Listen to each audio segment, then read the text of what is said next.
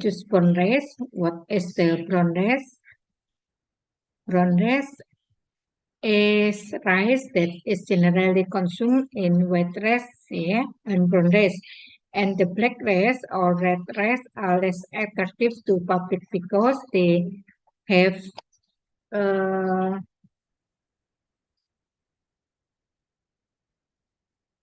they have a texture and not delicious taste. Brown rice is a non-polished wool grain of rice, but only by cleaning the rice helps of the outer layer. And consumption brown rice also provides economic benefits because of without polishing and bleaching, the cost will reduce by 64% and save 10% of rice lost during polishing.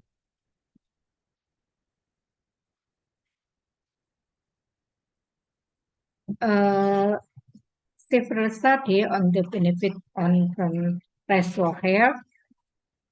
This is much study.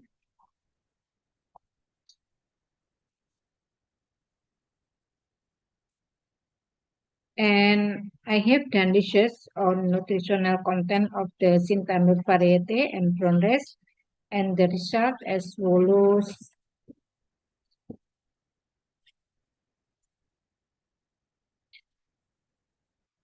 The content of magnesium in brown rice is 7 times more compared to wheat rice in the same variety, and with higher fiber content also contains beta-glucan. And brown rice intervention increase magnesium intake, and the magnesium deficiency can cause decreased substrat of the TCA cycle and mitochondrial access to magnesium to both decrease and suppresses ATP efflux for mitochondria, which is likely mediated by ATP-MG or phosphate in organic production of ATP in the mitochondria decrease, and so mitochondria become large and abnormality rounded.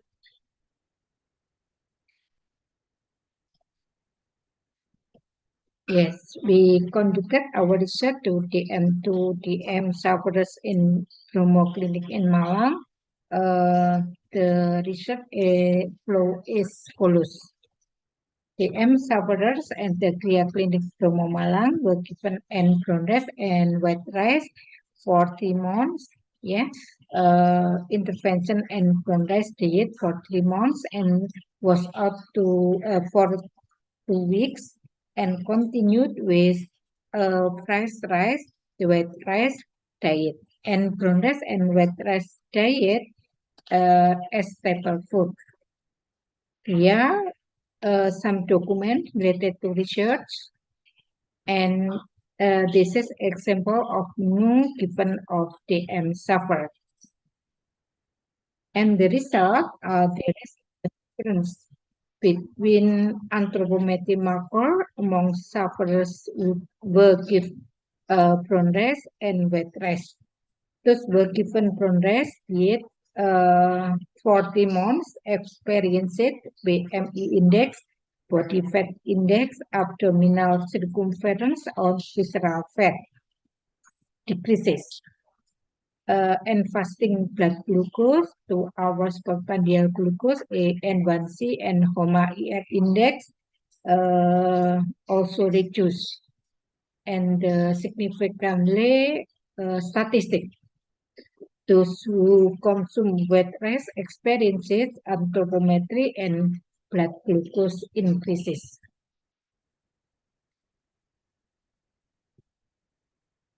And these are the orange group.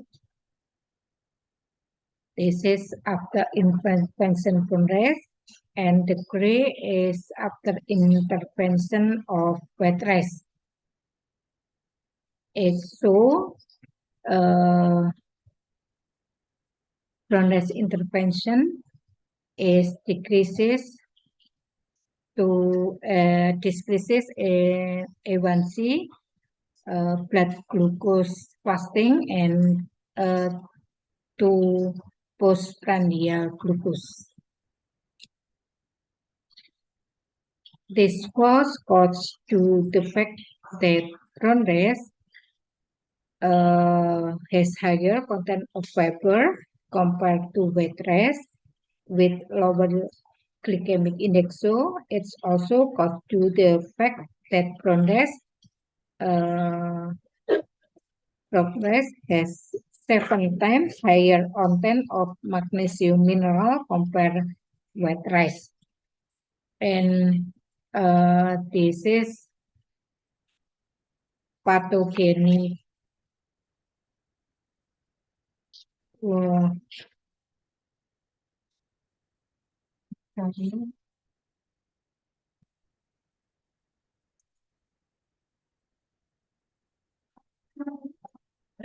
hyperinsulinemia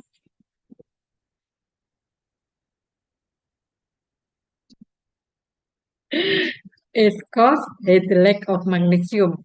Hyperglycemic cause magnesium reabsorption in loop Henle and decrease in renal tubulus, which cause magnesium loss, decrease in magnesium, and cause beta cell dysfunction.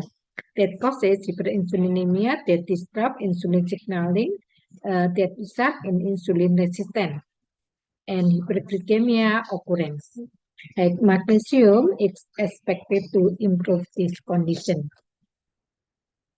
From yeah. Sorry, still in Indonesia. And my research conclusion, but brown rice can be used as food alternative to replace white rice on type 2 diabetes sufferers.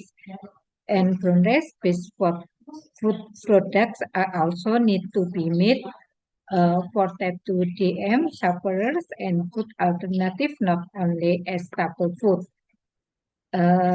This is the journal that this research and be published in, and this is we are currently developing a brown-based product for DM sufferers.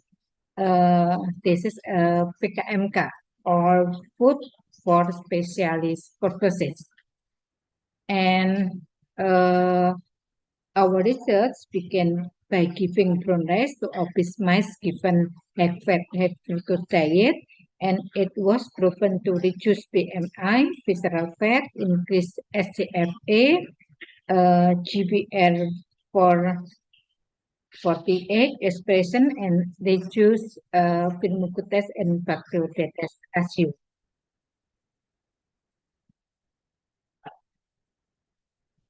This is a sample, brown rice sample of my products, such as brown rice crepes, kemudian juga minuman cereal. Yeah, this is all that I want to share about brown rice for type 2 DM sufferers. Hopefully, it will be beneficial for all of us. Thank you.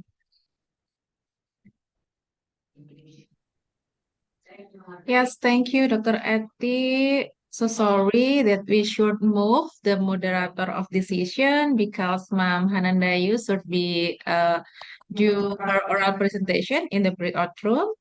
Okay, so the second speaker for this session, Dr. Roni Yuliwar, are you joining with us? Oh, I see. Yes, So ready. yes, thank you, Dr. Roni and Dr. Eti. So we should do this presentation to deliver the material with panel session method.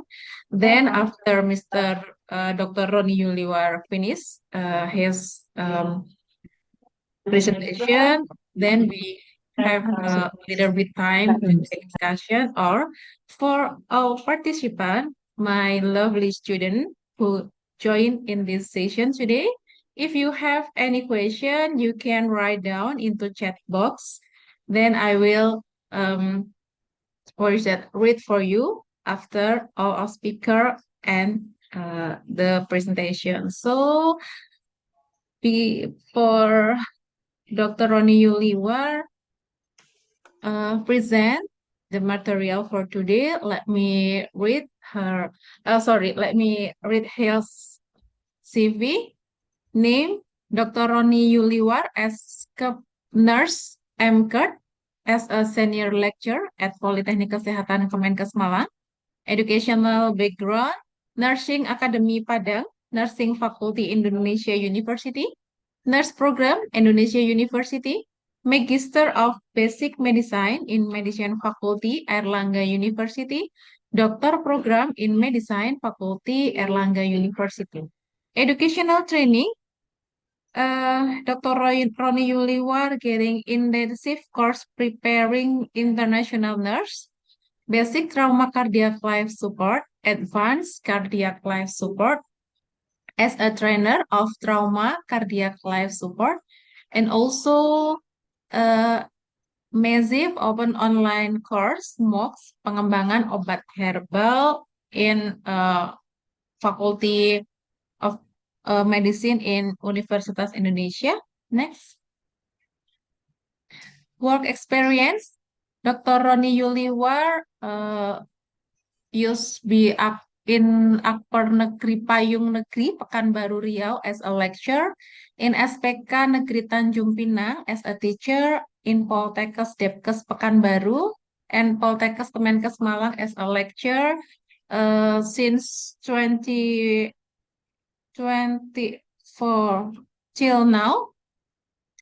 Zam Research on Publication, jus apel mana lagi dan profil kolesterol darah, dan air minum beroksigen tinggi dan tekanan parsial oksigen darah tikus putih, pengaruh rebusan daun sirih merah terhadap kadar glukosa darah pada pasien DM tipe 2 di Kecamatan Lawang, the effect of giving mana lagi apple juice on blood glucose levels, white rats. And the last one is effect of administration of mana lagi apple juice on antioxidant profile of superoxide dismutase and liver tissue histopathology in white rat after streptozotocin ingest. Okay, and the last one is mechanism of blood glucose reduction in rat model of diabetes mellitus after administration of ethanol extract of bitter melon. Is that enough? His CV? Yes. So, all of honorable audience, now time for Dr. Roni Yuliwar to present his material. So, time is yours, Dr. Roni. Thank you very much, Mrs. Tika. Good afternoon, everybody, all participants. Before I present my topic, let me express my gratitude to the Director of the Health Polytechnic Ministry of Health Malang, Dr. Muhammad Wildan Apelpan, MPD. Thank you, sir. And also to the Chair of the Center for the Science and Technology Excellence at Polkesma, Dr. Ekawati Retnaning Tias, SKP MKes, for the opportunity given to me at this event. Thank you, ma'am. So, in the afternoon, I will to share a little information about the bitter melon. Let me to show my PPT.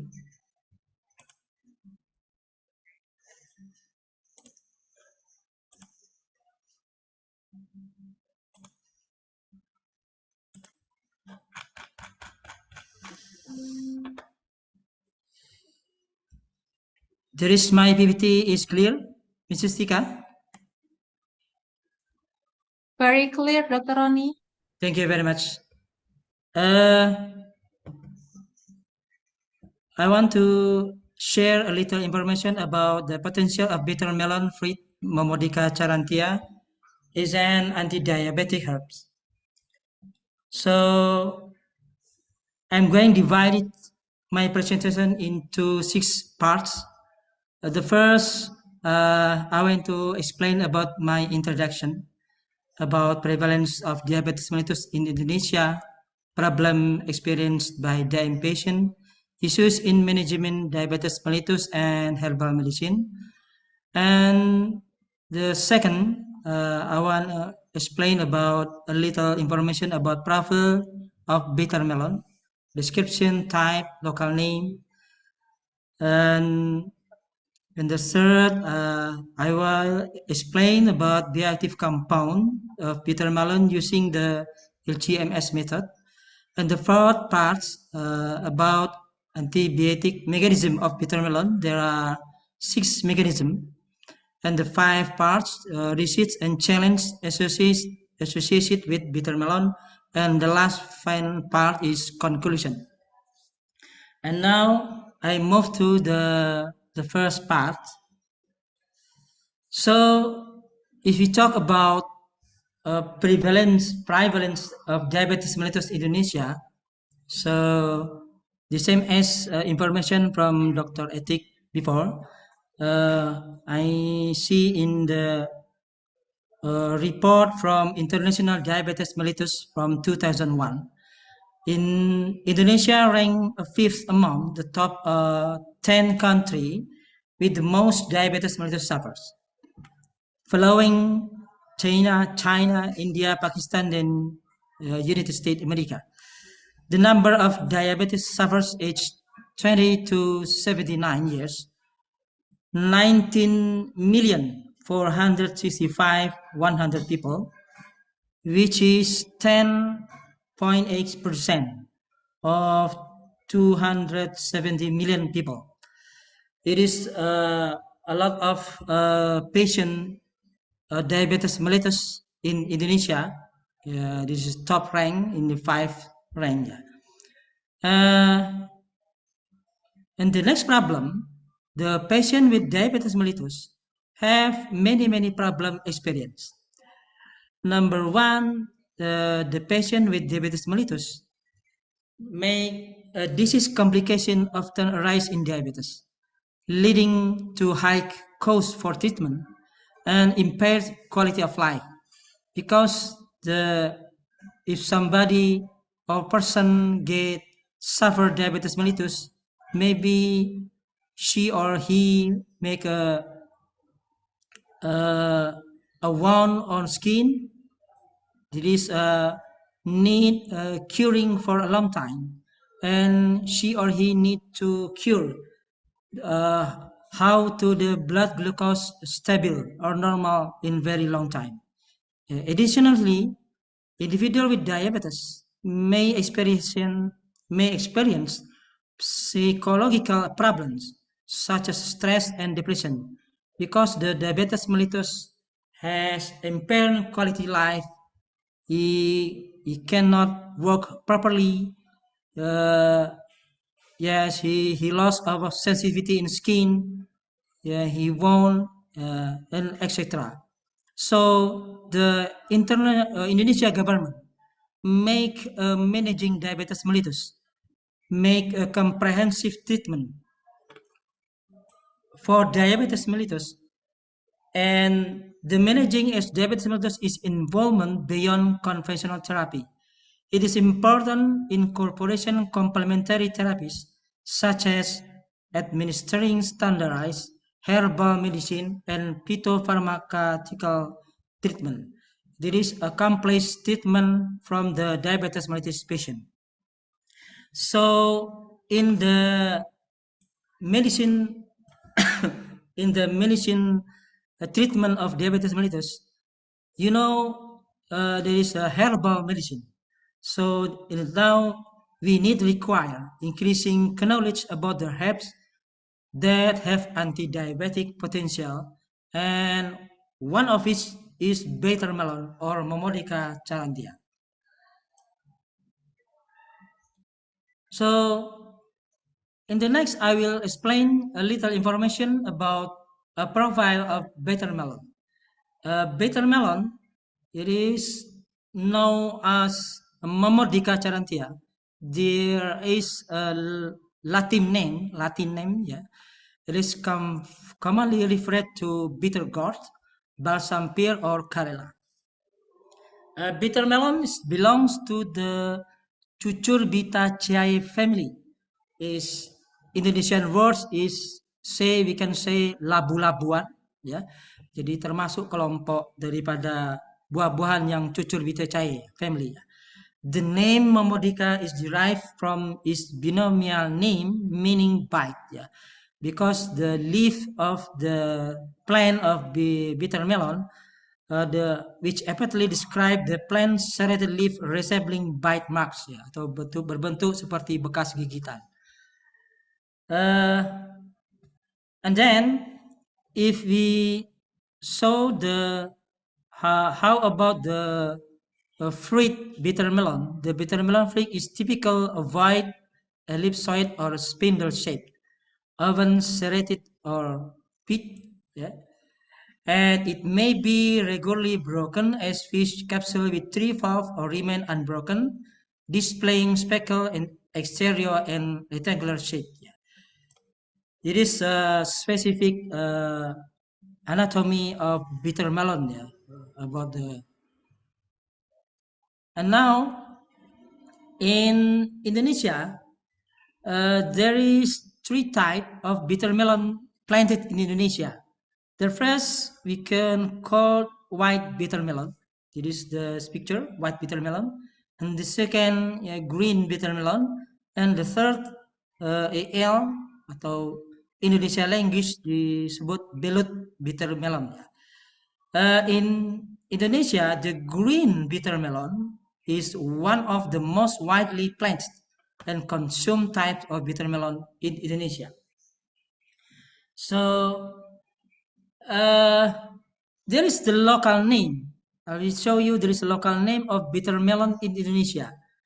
Bitter melon can found in Sumatra Island. Because the name is Priu, Fori, Pepare, Kambe, Paria. Yeah. And but the same as in the Java Island. Bitter name, the local name is Paria, Pare, Pepare, yeah. And the West Nusa Tenggara, West Nusa Tenggara, we call local name of bitter melon is Paya, Truwu, Paitap, Palia, Paria, yeah. And also in the Sulawesi Island is Poya, Pudu, yeah, Pentu, Paria, Belenggede, and Palia.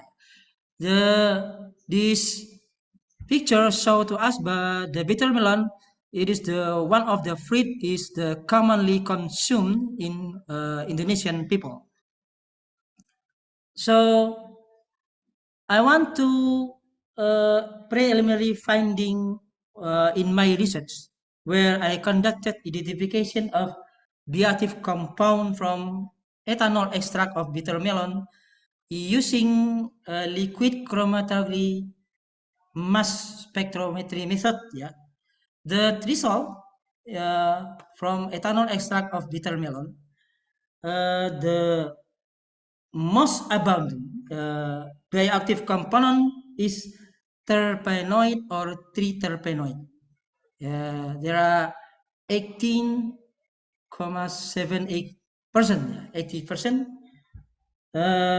This followed by phenolic compound. Phenolic compound is gallic acid, caffeic acid, and catechin. Yeah, it is 40%. And the next it is flavonoid compound, a saponin compound, yeah, 9.8%, and the flavonoid compound in 3.95%. Flavonoids such as cyanberol, quercetin, and saponin such as charantin and goiasaponin. And then all participants, if we talk about phenolic and flavonoid, they are all the same function. There is a bioactive compound to the as antioxidant function. So there is the most abundant compound. It is tripenoid and tripenoid. So we can call such as momodicoside. There is a lot of compound in tripenoid and tripenoid. And I will show you about the sixth mechanism of bitter melon to the lower of blood glucose. The mechanism based on the result of the animal experiment. In the first mechanism, bitter melon can increasing glucose uptake into the cell. So we show you in this picture, it is the hepatocyte cell. So when the diabetic rats get treatment by high fat and streptozotocin induced, after that give the ethanol extract of bitter melon function, the a gene of bitter melon can down regulation the expression of suppressor cytokine signaling 3 SOCH3, yeah, can inhibiting SOCH3, and the agent of bitter melon can inhibiting uh, T-Jan and terminal kinase, so enzyme. After that, this enzyme is inhibited, so make of AKT, improve AKT is activated, and then improving receptor and PE3 key. So we can call phosphatidylinositol kinase, yeah, can improving phosphatidylinositol kinase signal transduction, and the last make effect up regulation expression of AKT2 and GLUT4 in the skeletal muscle and liver tissue. So this is one of mechanism to increasing glucose uptake in the cell. And the second mechanism, bitter melon can delaying glucose absorption in the small intestine. You can see in the small intestinal, bitter melon again can delay digestion absorption of food because its inhibitory activity is enzyme such as alpha amylase, pancreatic lymphase, and alpha glucosidase. So he make glucose in intestinal not absorbed correctly. Yeah. Bitter melon agent also activate PE3 key phosphainositidol kinase, which associated with less glucose absorption in the jejunum epithelium and suppress GLUT2, yeah, glucose transporter 2, which associated with decreased reabsorption of glucose in the kidney. So it can make the glucose make lower in the blood animal range. And the third mechanism of bitter melon is inhibiting gluconeogenesis and glycogenolysis. From the research from Liu Z et al. 2001, he showed the bitter melon again can activate AMPK. Yeah, AMPK we can show adenosine monophosphate activated protein kinase. Yeah, directly and indirectly reduce glycogenolysis and PAPCK together to G6 phase, both if which are key enzyme to gluconeogenesis. Yeah. And the same time, bitter melon can inhibit suppress 11 beta HSD1, leading to reduction glucocorticoid and further reducing PEPK to inhibit gluconeogenesis. You know, gluconeogenesis is make the new glucose from uh, from the other glucose, and the glycogenolysis from the broken glycogen to the glucose. So the bitter melon can effect the inhibited gluconeogenesis and inhibited glucogenolysis. And the fourth mechanism of bitter melon is protecting islet beta cell. You know, this picture can show to us the bitter melon agents, yeah, can improvement depolarizing L cell in the small intestinal to elevate the secretion of glucagon-like peptide 1, which can improve glucagon 1 function, can improve beta cell proliferation and insulin secretion. Bitter melon can inhibit even beta HSD1, and bitter melon agent upregulate insulin raise serum TOAC, pancreatic GSH, and lower pancreatic MDA to mitigate beta cell damage and enhance pancreatic function. So in this morning, I have oral presentation. I show because bitter melon as the function of bitter melon is antioxidant.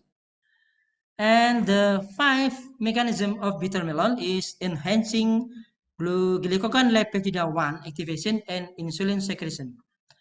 Elocofehinte in 2018 showed his results revealed that after 70 hours administering bitter melon powder mixed with food at a concentration 20%, it was proven to increase the GLP-1 expression 295.7% and decrease DP4 expression. You know, the GLP-1, it is an incretin hormone. Yeah? This play a role in controlling the secretion insulin, glucagon, and somatostatin to facilitate glucose processing within cell. It also enhances the proliferation and survival of pancreatic beta cell in experimental animal. And the last mechanism of bitter melon, the function of bitter melon is as an antioxidant.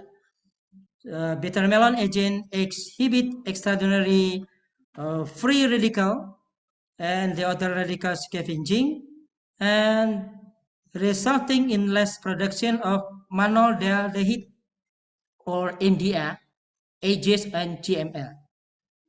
And the other time, bitter melon agent also increase the enzyme endogenous antioxidant in cell, such as GSH, the glutathione, katalase, kemudian superoxide dismutase by activating hydrogen peroxide 1 and NRF2 pathway.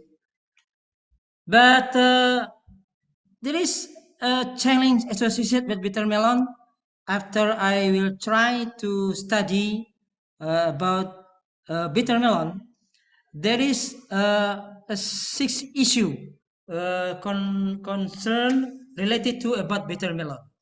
Is a bitter melon is suitable for preventive or curative?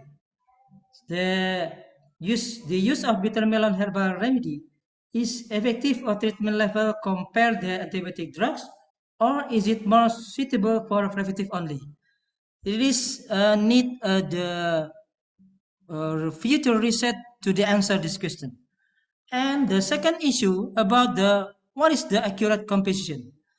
It is 50, 100, 200, or 400 milligram kilogram body weight.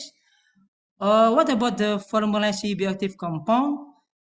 We can use bioactive isolate or extract compound, the whole of the bioactive compound, and how long duration of consumption of bitter melon? 1 week, 2 weeks, or 3 weeks? Yeah.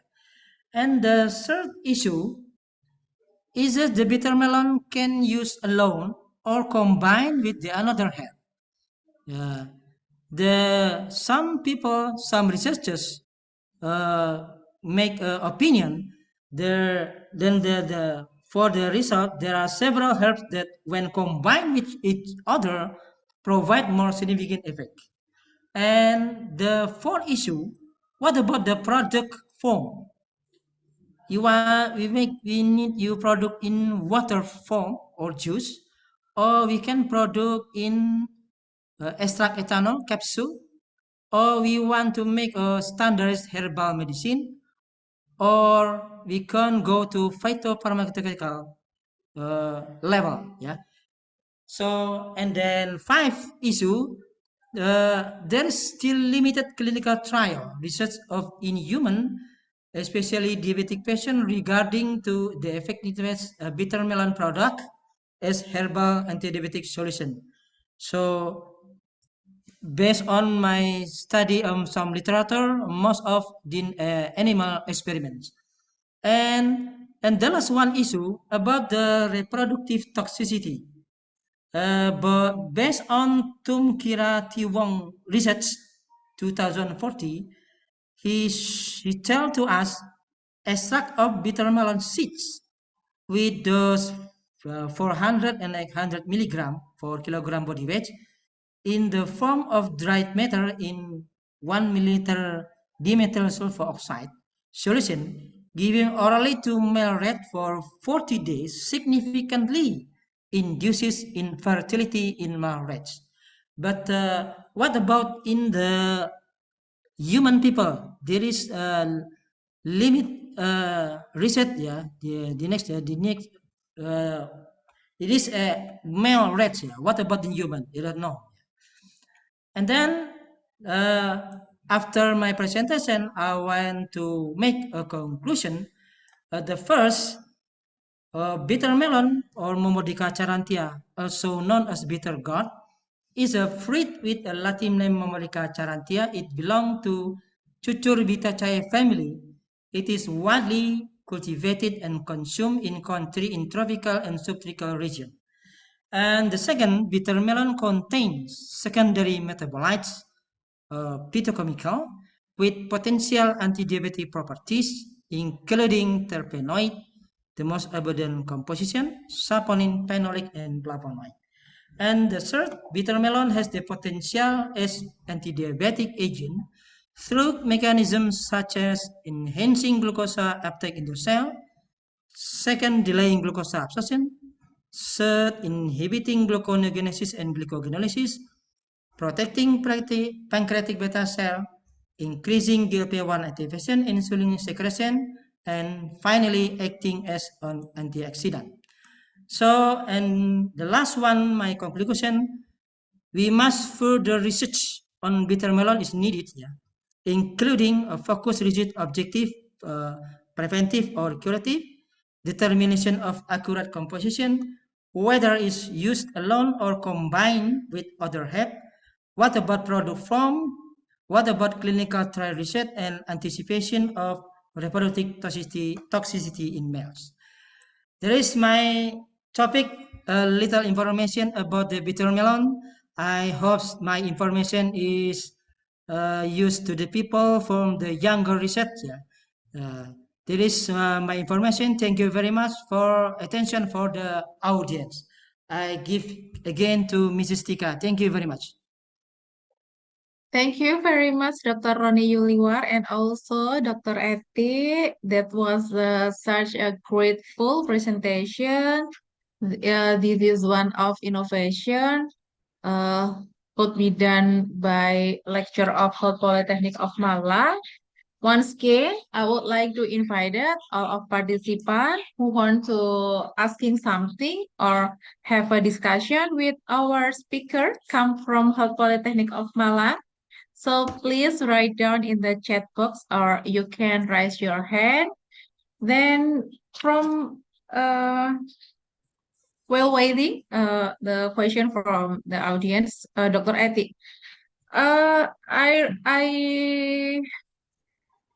feel so grateful knowing that brown rice has a very potential ingredient to what is it to be to control blood glucose. But Dr. Etik, is there any condition makes or has a biasing factors that could be potentially make the consumption of brown rice less able to lower blood sugar? So maybe is there any biases factors, faktor-faktor bias yang mungkin menyebabkan konsumsi beras coklat itu menjadi tidak optimal dalam menurunkan blood glucose. Yeah. Is there any? Yeah. So please, Dr. Eti, if you want to explain. Ya, terima kasih Mbak Tika. Mungkin faktor-faktor yang menyebabkan seseorang ya itu bias terhadap makanan beras coklat, karena beras coklat itu dalam jumlah sedikit ini membuat rasa kenyang ya, kenyangnya lebih lama. Jadi itu yang biasanya membuat orang kurang suka. Tapi dari segi rasanya itu beras coklat itu lebih enak ya dari beras putih. Mungkin kalau orang belum pernah mencoba karena biasanya masak sedikit gitu ya beras putih, maka masak beras coklatnya itu harus direndam supaya lebih cepat untuk menjadi empuk ya karena seratnya tinggi juga karena ada beta glukannya jadi beras coklat itu lebih apa ya namanya lebih mengenyangkan gitu dari beras putih itu mungkin dari segi rasanya yang membuat seseorang itu biasanya bias terhadap menu beras coklat. Tapi berdasarkan pengalaman saya, itu pasien-pasien yang diberikan pasien DM ya yang diberikan beras coklat itu kami berikan selama 3 bulan jadi di catering menu gitu selama 3 bulan dengan beras coklat itu rasanya enak ya kenyangnya lebih lama juga jadi mereka tidak banyak mil itu mungkin Butika. Yeah. Dr. Eti, how long we should consume this brown sugar to get maximum effect to decrease blood glucose, Dr. Eti? Iya, mungkin kami kemarin penelitiannya selama 3 bulan ya, itu menunjukkan blood glucose juga 2 jam BP-nya dan A1C-nya menjadi turun dibandingkan dengan setelah 2 minggu dia wash out, kemudian dia makan beras putih. Jadi nilai indeks glikemiknya juga karena rendah ya, jadi bisa menurunkan kadar gula darah, kemudian gula darah puasa, fasting glucose, kemudian 2 jam PP dan juga A1C-nya menjadi turun. Sedangkan kalau makan beras putih itu selama juga 3 bulan itu menjadi naik. Tapi juga beberapa parameter antropometri ya misalnya BMI, kemudian juga visceral fat-nya atau body fat index-nya menjadi turun. Jadi tidak hanya menurunkan kadar glukosa darah, tapi juga menurunkan indeks atau parameter antropometrinya. Gitu, Butika. Yeah, this is giving us a new paradigma that brown sugar not familiar actually I think ma'am, but it should be try yeah, to consume this brown sugar. Thank you, Dr. Eti. May I go to Dr. Roni Oke. Luar? Yes.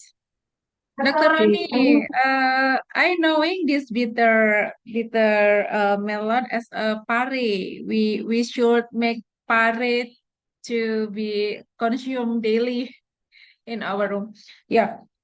Dr. Roni, is there any condition makes bitter melon can do the function as well as anti-diabetic? Jadi ada satu kondisi atau treatment atau tidak Bapak yang membuat si pare ini jadi tidak berfungsi optimal sebagai antidiabetik.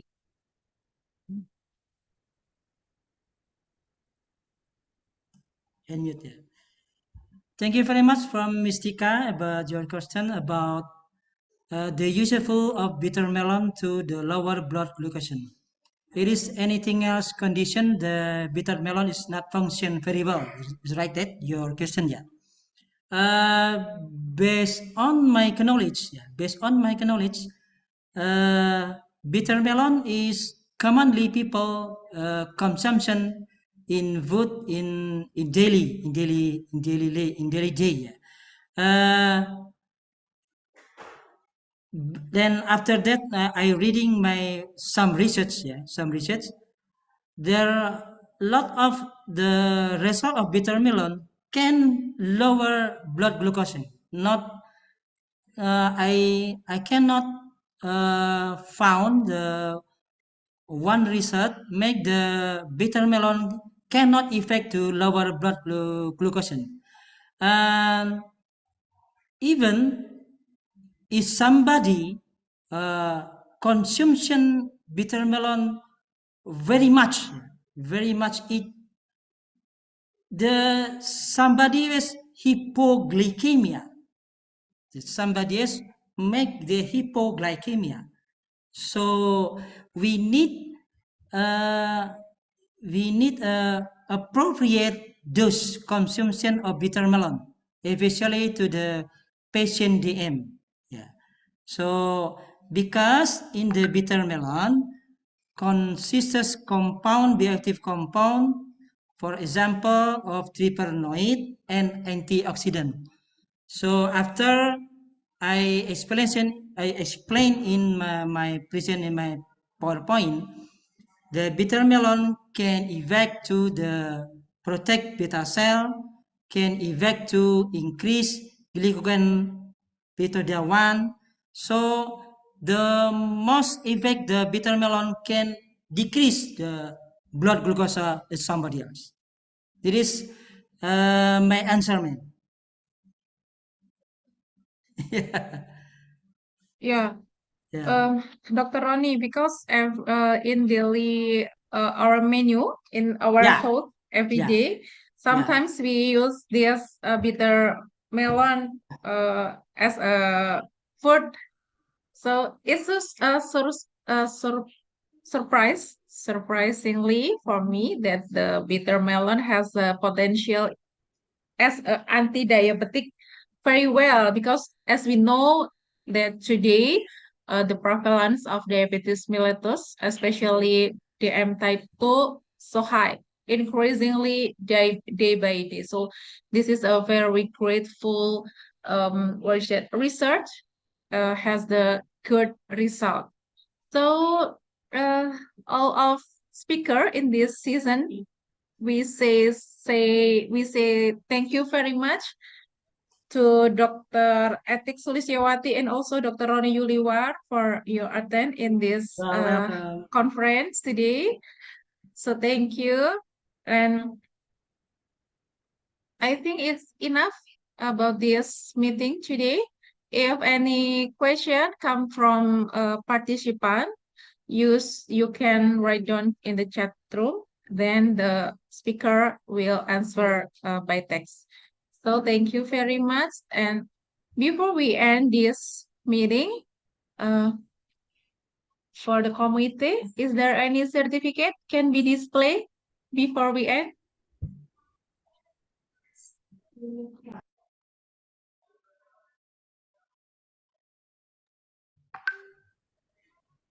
Yes, so for Dr. Eti Sulistyawati SST MKes, this is a certificate as a speaker at the 6th International Conference and Workshop of Health Polytechnic of Malang. So thank you very much, ma'am, for your participation. Thank you very much. Then certificate proudly present for Dr. Roni Yuliwar as Nurse MCAT as a speaker at the 6th International Conference and Workshop of Health Polytechnic of Malang 20 and 23. Thank you, Dr. Roni Yuliwar. Thank you. And we You're will welcome. send this certificate to your email. Yes. Yes. Okay. All of participants, ladies and gentlemen, the honorable lecturer who joined in this conference and also our beloved student who joined in this event. I will inform you that we have schedule to take a break till 1 p.m. because in 1 p.m. we have the last speaker in this agenda. She is Professor Dr. Barakatun Nisa Moh Yusuf, PhD. She is come from as a Deputy Dean Academic of Health Science and HEPA, Faculty of Medicine and Health Science, University Putra Malaysia. And Prof. Barakatun Nisa will deliver topic about optimizing nutritional status for metabolic disease in post-COVID era. And the last speaker, the moderator will be held by Dr. Nurrahman STPMP. So please come back in this Zoom meeting at 1 p.m. to join again to discuss together with our last speaker come from Malaysia. So for now, we will take a break for a while. So see you at 1 p.m. Thank you very much.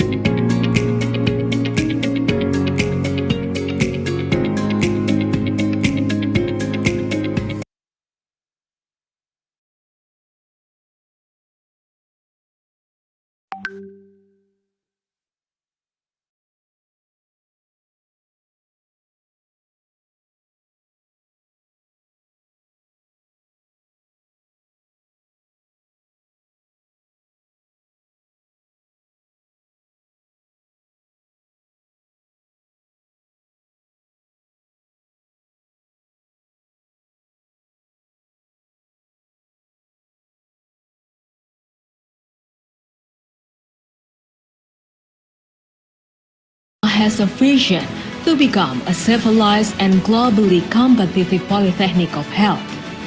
Polkesma has a number of missions carried out, including organizing a qualified education and learning to develop the potential and the personality of civilized and globally competitive students.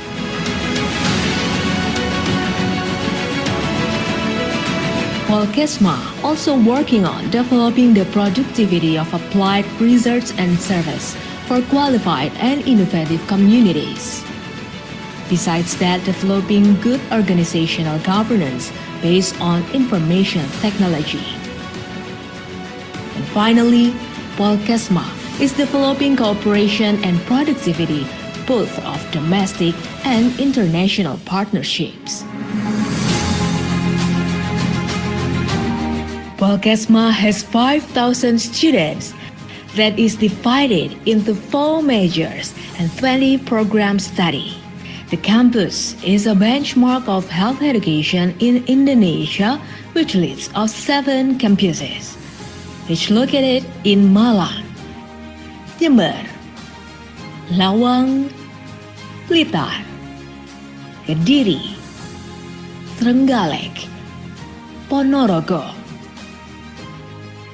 At present, Polkesma offers study program, Diploma Program of Nutrition Study, Diploma Program of Nursing, Diploma Program of Midwifery, Diploma Program of Pharmaceutical and Food Analysis, Diploma Program of Medical Records and Health Information, Diploma Program of Health Insurance, Diploma Program of Blood Bank Technology, Undergraduate Program of Applied Nutrition and Dietetics, Undergraduate Program of Applied Nursing, Undergraduate Program of Applied Midwifery, Undergraduate Program of Health Promotion, Undergraduate Program of Applied Safety and Health, Undergraduate Program of Professional Education, Dietitian, Nursing, and Midwife.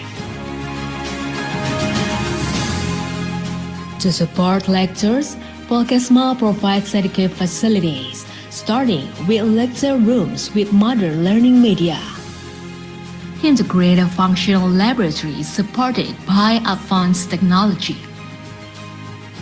Digital-based integrated library or library, counseling unit, dormitory, mosque, gazebo, canteen, sport facilities, hotspot area, computer room, language laboratory, nursing laboratory, nutrition laboratory, midwifery laboratory, blood bank technology, medical record, and a secure parking.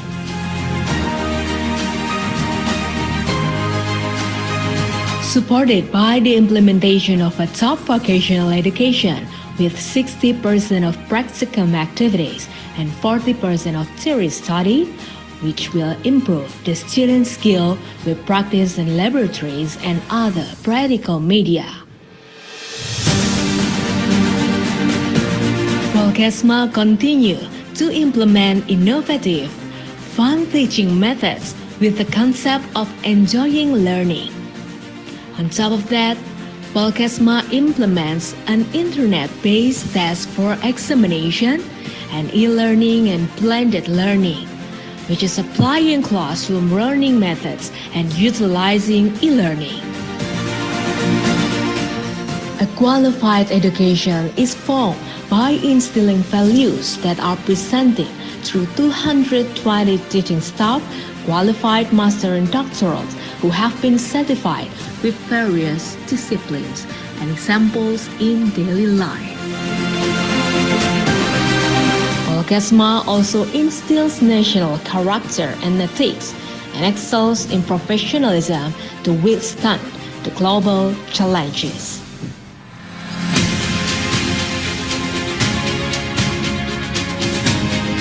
Besides academics, Polkesma also prepares students who are confident in their abilities by providing student activity units, developing students' interests and talents ranging from arts, sports, science, Red Cross, Scout, language and spirituality. This is where the step of realizing the ideal begins, by channeling freedom of expression.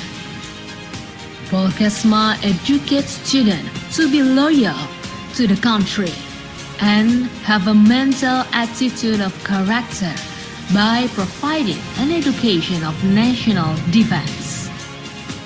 Polkesma shows success in producing superior individuals with both national and international achievements. National and international cooperation with the health education institution as well as the health service institutions.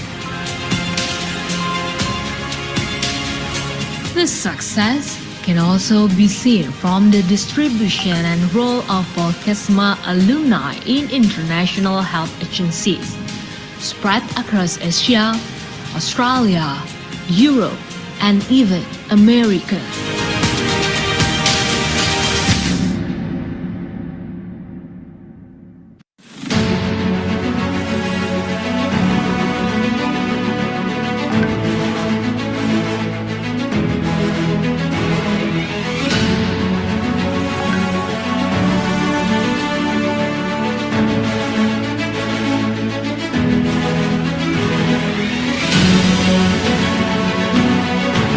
Welcome to Malang State Polytechnic of Health, Polkesma. Polkesma is under the Ministry of Health of Indonesia. The main campus is located on Besar Ijan Street 77C, Malang. The campus, which was established in 2001, is one of the 38 health institutions owned by the Ministry of Health of Indonesia. Polkesma has a vision to become a civilized and globally competitive polytechnic of health. Polkesma has a number of missions carried out, including organizing a qualified education and learning to develop the potential and the personality of civilized and globally competitive students.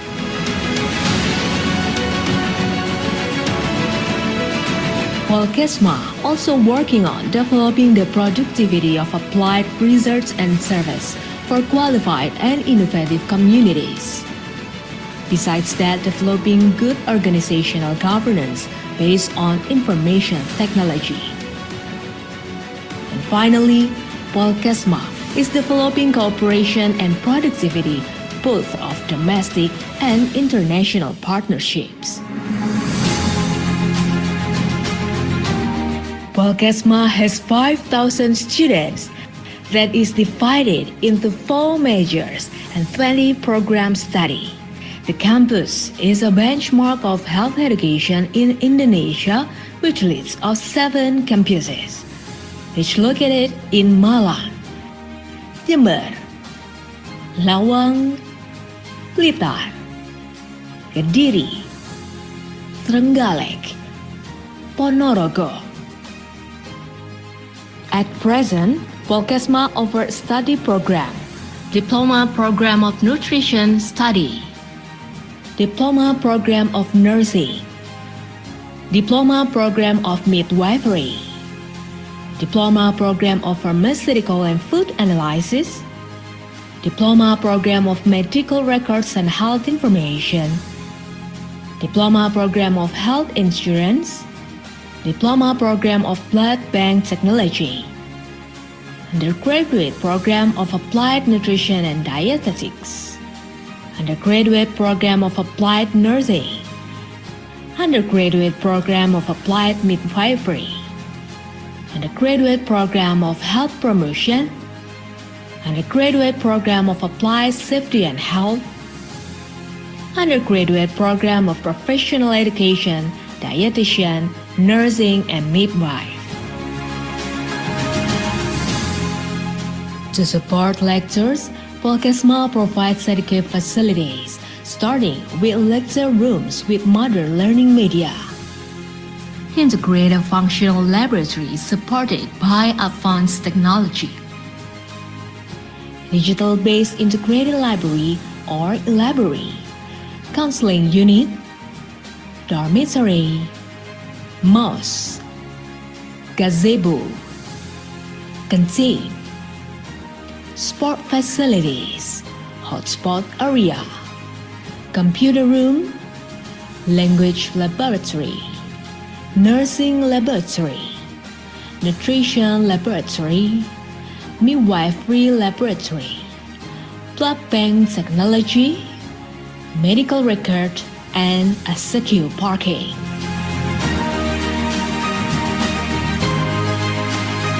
Supported by the implementation of a top vocational education with 60% of practicum activities and 40% of theory study, which will improve the student skill with practice in laboratories and other practical media. Polkesma continue to implement innovative, fun teaching methods with the concept of enjoying learning. On top of that, Polkesma implements an internet-based test for examination and e-learning and blended learning, which is applying classroom learning methods and utilizing e-learning.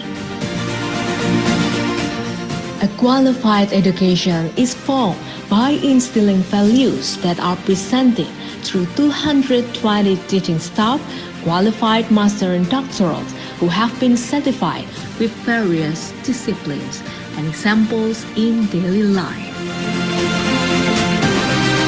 Polkesma also instills national character and ethics and excels in professionalism to withstand the global challenges.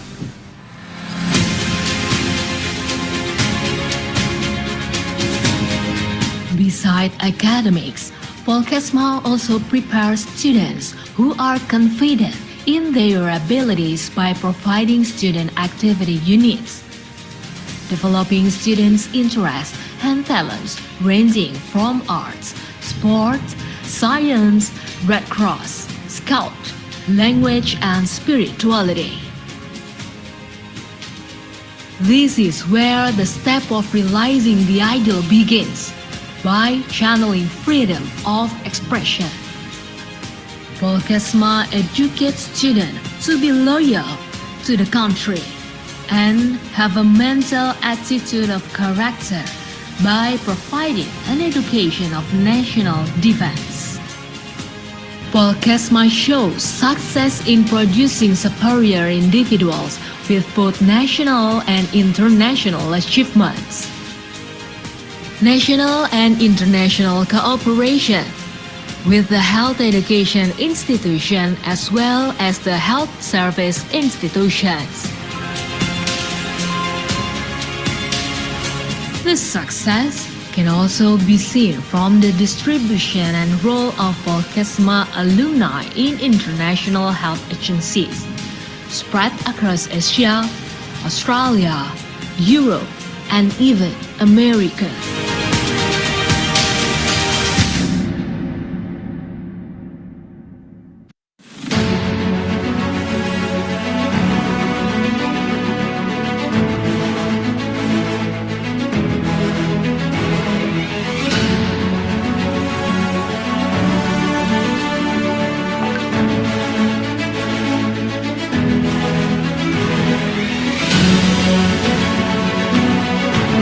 Welcome to Malang State Polytechnic of Health, Polkesma. Polkesma is under the Ministry of Health of Indonesia. The main campus is located on Besar Ijen Street 77C, Malang. The campus, which was established in 2001, is one of the 38 health institutions owned by the Ministry of Health of Indonesia. Polkesma has a vision to become a civilized and globally competitive polytechnic of health. Volcasma has a number of missions carried out, including organizing a qualified education and learning to develop the potential and the personality of civilized and globally competitive students.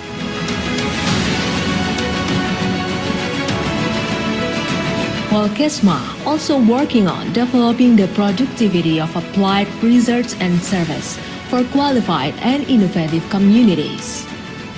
Besides that, developing good organizational governance based on information technology. And finally, Volcasma is developing cooperation and productivity both of domestic and international partnerships. Volcasma has 5,000 students that is divided into 4 majors and 20 program study. The campus is a benchmark of health education in Indonesia, which leads of 7 campuses, which located in Malang, Jember, Lawang, Blitar, Kediri, Trenggalek, Ponorogo. At present, Volcasma offers study program, Diploma Program of Nutrition Study, Diploma Program of Nursing, Diploma Program of Midwifery, Diploma Program of Pharmaceutical and Food Analysis, Diploma Program of Medical Records and Health Information, Diploma Program of Health Insurance, Diploma Program of Blood Bank Technology, Undergraduate Program of Applied Nutrition and Dietetics, Undergraduate Program of Applied Nursing, Undergraduate Program of Applied Midwifery, Undergraduate Program of Health Promotion, Undergraduate Program of Applied Safety and Health, Undergraduate Program of Professional Education, Dietitian, Nursing, and Midwife.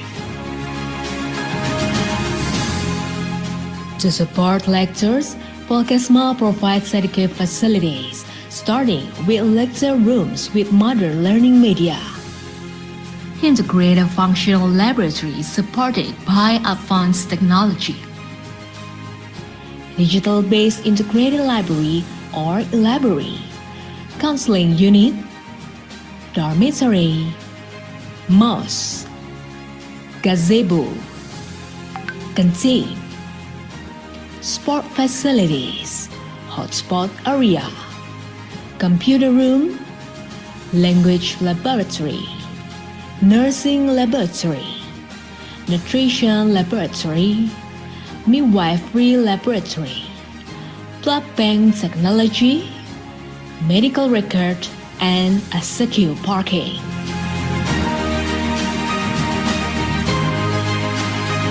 Supported by the implementation of a top vocational education with 60% of practicum activities and 40% of theory study, which will improve the student skill with practice in laboratories and other practical media. Volcasma continue to implement innovative, fun teaching methods with the concept of enjoying learning. On top of that, Volcasma implements an internet-based test for examination and e-learning and blended learning, which is applying classroom learning methods and utilizing e-learning. A qualified education is formed by instilling values that are presented through 220 teaching staff, qualified master and doctorals who have been certified with various disciplines and examples in daily life. Volcasma also instills national character and ethics and excels in professionalism to withstand the global challenges.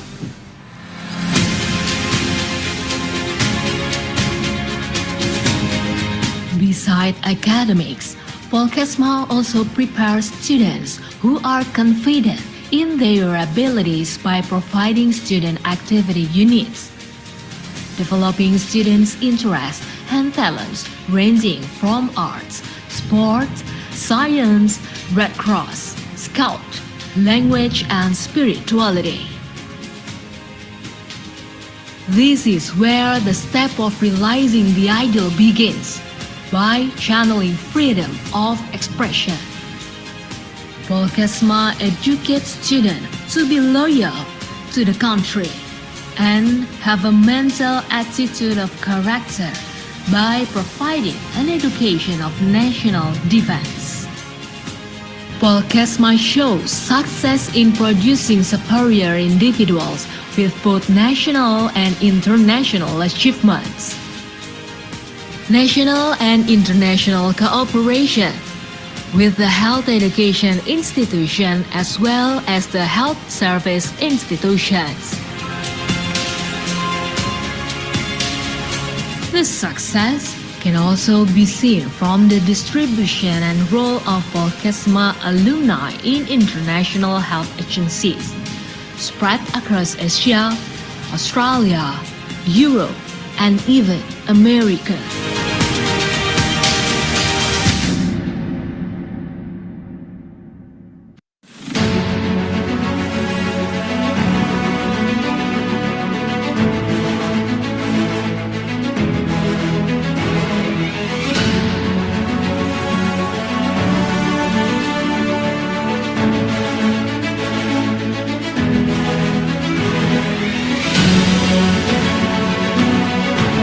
Welcome to Malang State Polytechnic of Health, Polkesma. Polkesma is under the Ministry of Health of Indonesia. The main campus is located on Besar Ijan Street 77C, Malang.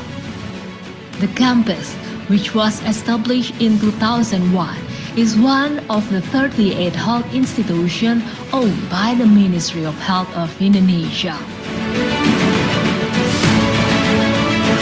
Polkesma has a vision to become a civilized and globally competitive polytechnic of health.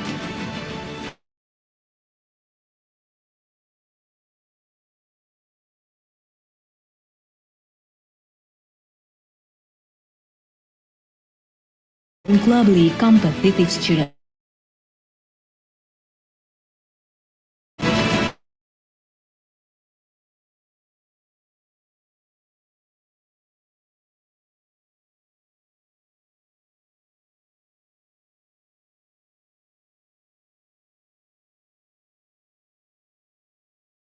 Technology. And finally, Polkesma is developing cooperation and productivity both of domestic and international partnerships. Polkesma has 5,000 students that is divided into 4 majors and 20 programs study. The campus is a benchmark of health education in Indonesia, which lists of 7 campuses, which located in Malang, Jember, Lawang, Blitar, Kediri, Trenggalek, Ponorogo.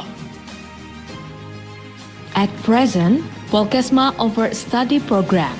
Diploma Program of Nutrition Study, Diploma Program of Nursing, Diploma Program of Midwifery, Diploma Program of Pharmaceutical and Food Analysis, Diploma Program of Medical Records and Health Information, Diploma Program of Health Insurance, Diploma Program of Blood Bank Technology, Undergraduate Program of Applied Nutrition and Dietetics, Undergraduate Program of Applied Nursing, Undergraduate Program of Applied Midwifery, Undergraduate Program of Health Promotion, Undergraduate Program of Applied Safety and Health, Undergraduate Program of Professional Education, Dietitian, Nursing, and Midwife. To support lectures, Polkesma provides adequate facilities starting with lecture rooms with modern learning media. Integrated functional laboratories supported by advanced technology. Digital-based integrated library or library. Counseling unit. Dormitory. Mosque. Gazebo. Canteen. Sport facilities. Hotspot area. Computer room. Language laboratory. Nursing laboratory. Nutrition laboratory. Midwifery laboratory. Blood bank technology. Medical record and a secure parking.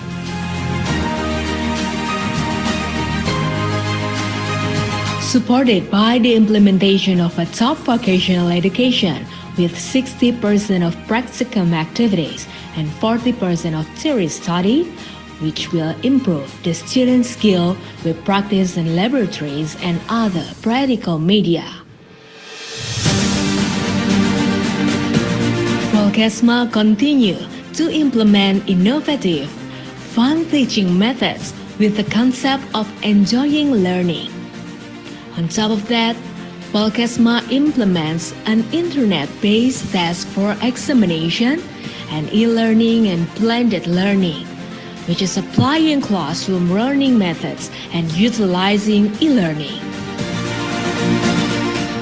A qualified education is formed by instilling values that are presented through 220 teaching staff, qualified master and doctorals who have been certified with various disciplines and examples in daily life. Volkesma also instills national character and ethics and excels in professionalism to withstand the global challenges.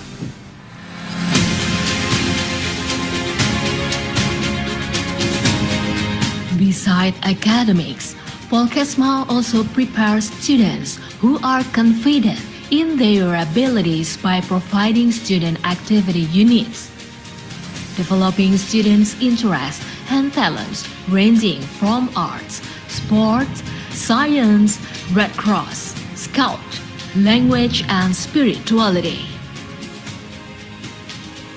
This is where the step of realizing the ideal begins, by channeling freedom of expression. Volkesma educates students to be loyal to the country and have a mental attitude of character by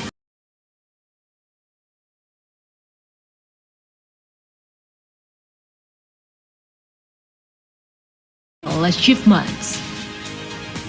National and international cooperation with the health education institution as well as the health service institutions. This success can also be seen from the distribution and role of Volkesma alumni in international health agencies, spread across Asia, Australia, Europe, and even America.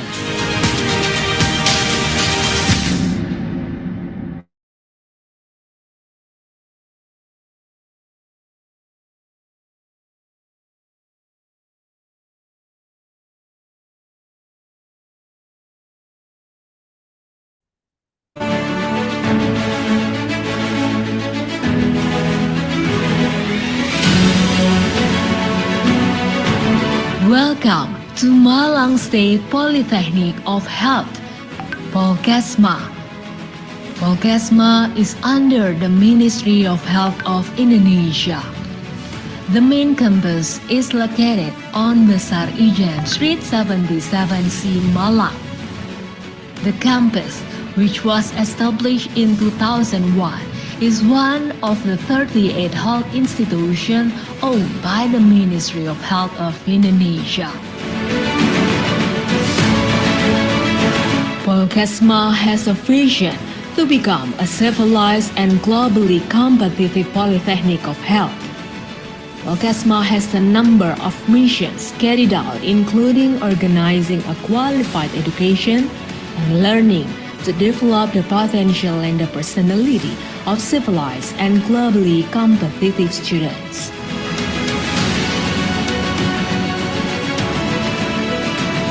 Kesma also working on developing the productivity of applied research and service for qualified and innovative communities.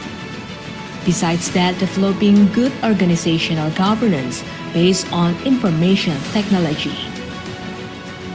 And finally, Kesma is developing cooperation and productivity both of domestic and international partnerships.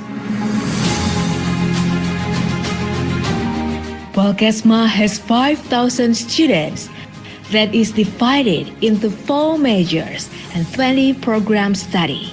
The campus is a benchmark of health education in Indonesia, which leads of 7 campuses, which located in Malang, Jember, Lawang, Blitar, Kediri, Trenggalek, Ponorogo.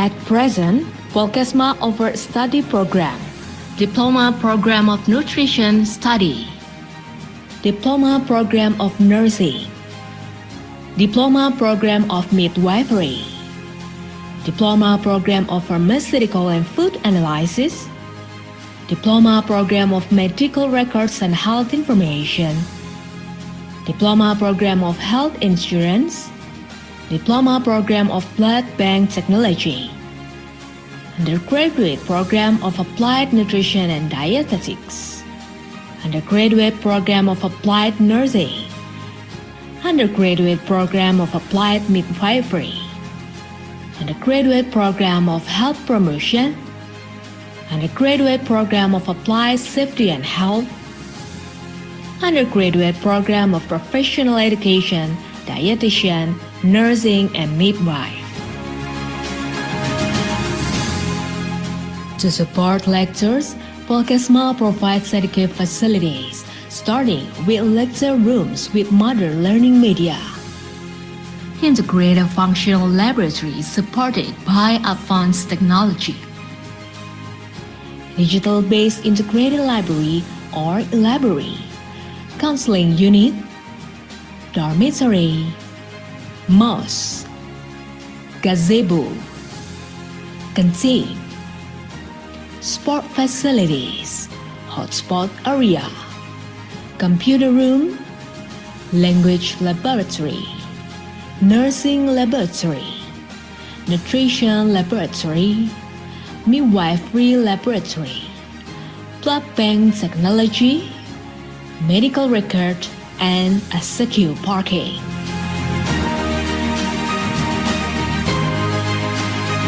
Supported by the implementation of a top vocational education with 60% of practicum activities and 40% of theory study, which will improve the student's skill with practice in laboratories and other practical media. Kesma continue to implement innovative, fun teaching methods with the concept of enjoying learning. On top of that, Kesma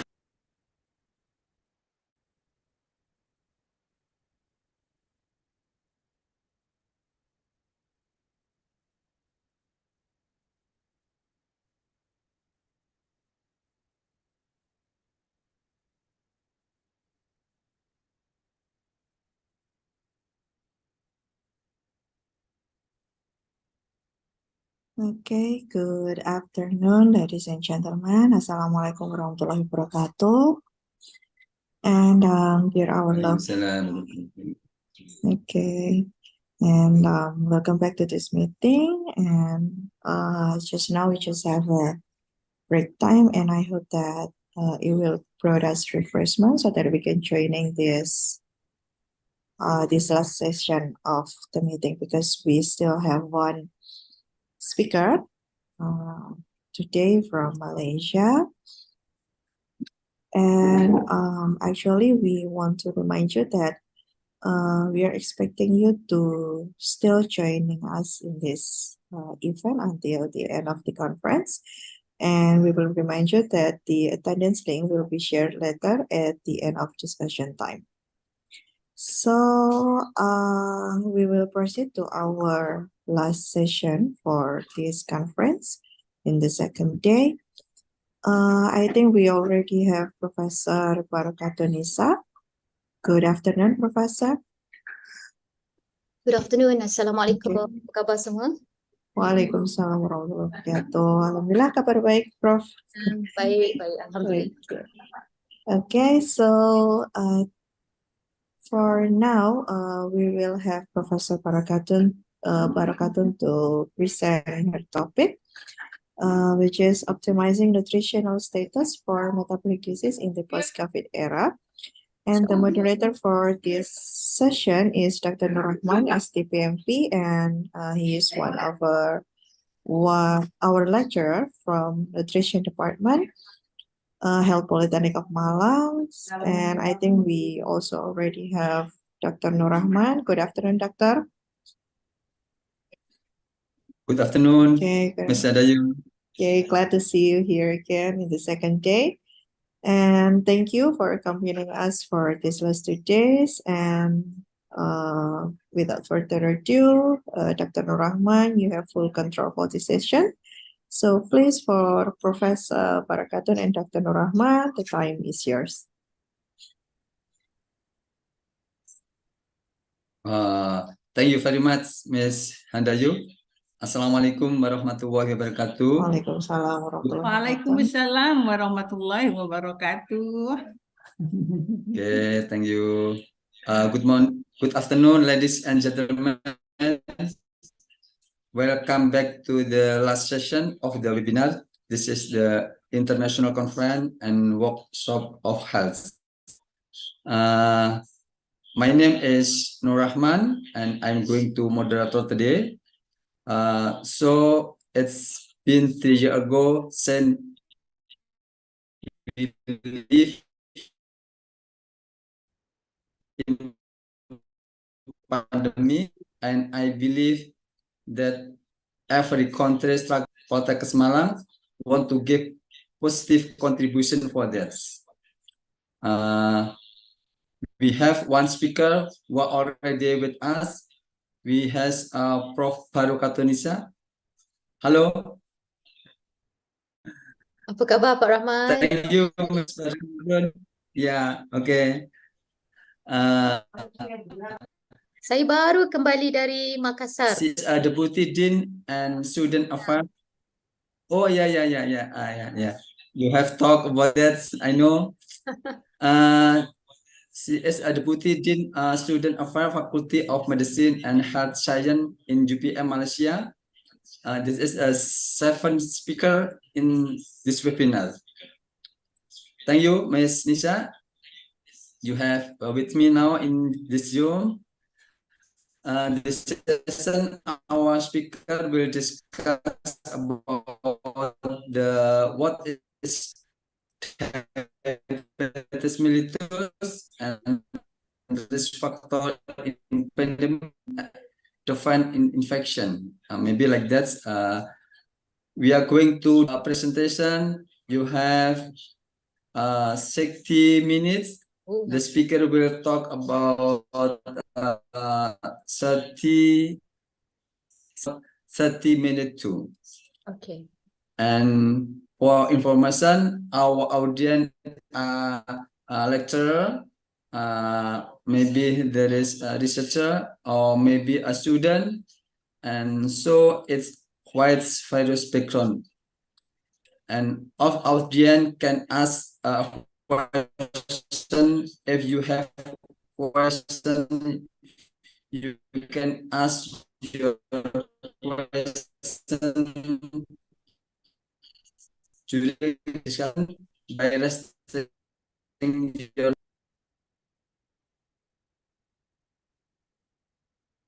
Mana Pak Rahman? Okay.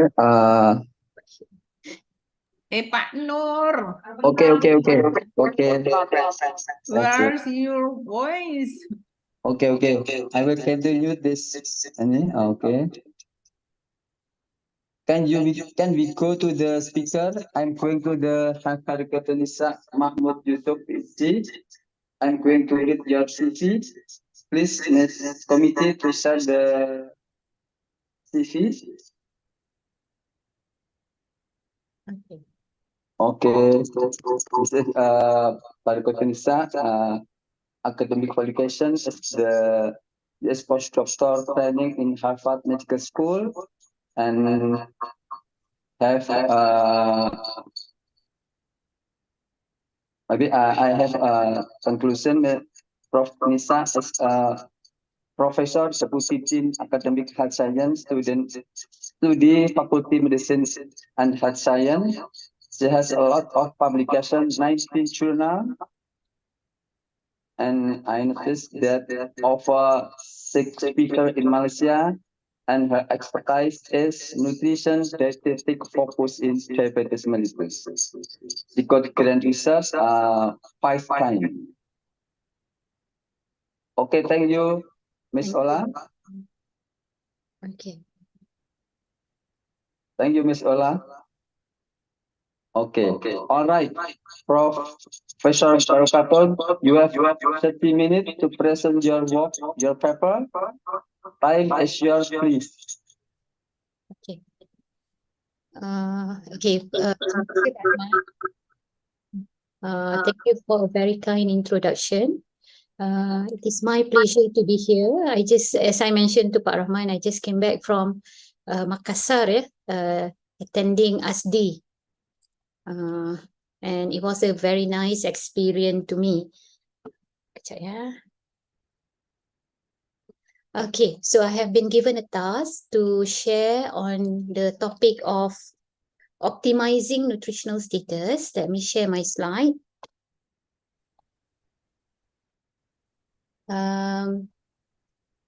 Optimizing nutritional status for metabolic disease after the pandemic of COVID-19. Right. So these are the 4 agenda that we are going to cover as of today. The first one, kita melihat apakah karakteristik metabolic disease and what we have learned from pandemic of COVID-19. And as a nutrition and dietitian expert, what and how we can play our active role in ensuring optimizing nutritional status, and what would be the takeaway. Okay, ladies and gentlemen, first of all, I'm sure that every one of you aware about what does it mean by metabolic disease. So it's any diseases that will disrupt normal metabolism, sepertinya under the category of metabolic syndrome. And we know those individuals with metabolic syndrome, especially those present with excessive waist circumference, they are at higher risk of developing other chronic disease, as you can see in the slide. And indeed, for those who already have chronic disease, they are also maybe present with metabolic syndrome that will worsen their current disease condition. Okay, now let's go back and look at into the history. How medical condition affect the COVID-19 death. So if you can see in the slide, for those individuals with chronic disease, their risk of affecting by COVID-19 death are even 10%, ranging from 5 to 10% higher than those individuals without pre-existing condition. So this is to show that when patients have existing medical condition, they are even at higher rate of death when they have any infectious disease. Okay, now what are the factors create quiet pandemic among those with COVID-19? So those with high blood pressure, high blood sugar, present with obesity and overweight, these are the rising exposure key risk factor that increase the death, which could be related to 3 main components. Number one, when they are already having a disease, their condition is melemahkan immune systemnya. Yeah, because all of these are low inflammatory disease. Yeah. And when they have this kind of disease, because of the weakened immune system, they are also susceptible for any other infection, as opposed to those with infection but without any chronic disease. Yeah. Okay, so in this lecture, I will take one of the component which is related to our immune system that nutrition can play an important role. Yeah. Now, let's look at into the interest on immunonutrition and immunity during COVID-19. Ya. Sebelum ini, ramai yang tidak pernah mendengar apakah makna immunity. But from pandemic of COVID-19, ramai yang belajar. Dan kalau dilihat ya, ini kajian yang dijalankan oleh Google, the interest of the public to the term immunity has been increased by almost 50%. And they call this immune booster. Ya, kalau dilihat, bila kita Google perkataan immune booster, there is a lot of food product. And saya percaya di Podcastmas juga mungkin telah menghasilkan pelbagai produk untuk meningkatkan immunity. Yeah? And this become more interest after the pandemic of COVID-19. This also one of the interesting study that was published in Instagram, that was published in one of the journal. They look at into the word immune boosting on Instagram. So what do they found? It has been increased by more than nearly 50%, and there is also more than 50,000 followers. Ya, so kalau kita mau jadi selebriti, mungkin ini kajian yang terbaik kerana kita boleh tahu apakah topik-topik yang akan mendapat like yang banyak atau followers yang banyak. Ya. Jadi di sini the term immune booster has been boost after the pandemic of COVID-19. As opposed to other topic, for example, nutrition, common nutrition related industry. This is still the first stop, after the immune booster term, wellness, fashion, and fitness. So immune booster has increased tremendously after the pandemic of COVID-19. Yeah. So this set the scene, the significant interest to the public on the topic of immunonutrition. Yeah.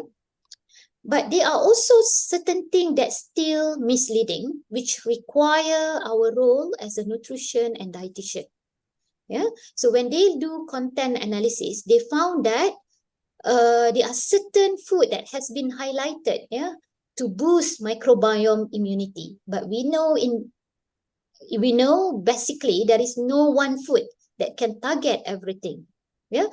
Other than that, for example, it has a lot of claim with regard to apple cider vinegar that improve digestion, detox, and so on. Yeah. But so far, there is no any single randomized control trial to prove the benefit. Yeah. So there is a lot of animal model, there is a lot of cell study, but there is minimal human study that was conducted using a randomized control trial. Yeah? So that's one of the examples. There are also a lot of topic with regard to the organic immune boosting tonic. Yeah. So this is things that we also need to verify the evidence. Yeah. So we don't want patient we don't want community to mislead, because we know as a nutritionist and dietitian, there is no one single food, that can target everything. Okay.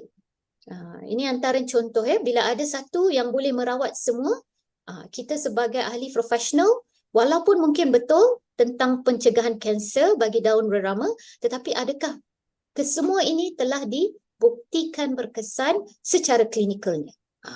Ya, itu yang paling penting sebagai seorang ahli dietitian or nutritionist.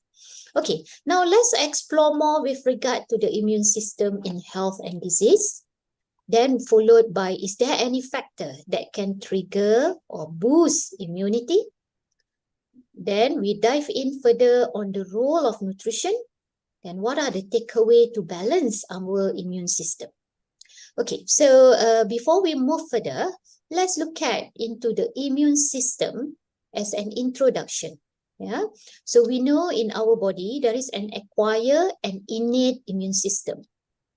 So innate immune system is like a first line defense from our pathogen that try to enter our body. So for example, our physical barrier, this is our first line, the skin, stomach, acid, yeah, and therefore the role of enteral nutrition is much way better than parenteral nutrition to prevent from the infection. So this is the physical barrier as an innate community that help to stop the infection, yeah, to enter the body. Then there is also the phagocyte that works to to take or to eat all to lead to the death of dangerous organism. So this phagocyte, for example, our neutrophil, basophil, or NKC, yeah, they work as well as an innate community to avoid the dangerous organism. Yeah, right. So under the blood-borne that protect us from all the organism, there are also complement cascade that work as an acquired immunity, yeah, a system that learn to recognize a pathogen.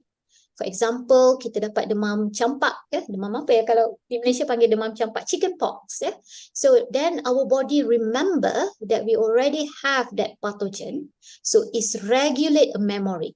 So it will strengthen our immunity once we have that infection. Yeah, especially the B and T cell immunity. Yeah, and therefore, with this in mind, we require a vaccination so that our body try to learn and recognize the pathogen that has been given, yeah, in the weak, yang dilemahkan, so that it will help our body to recognize the pathogen. Yeah, so that's the concept of vaccination.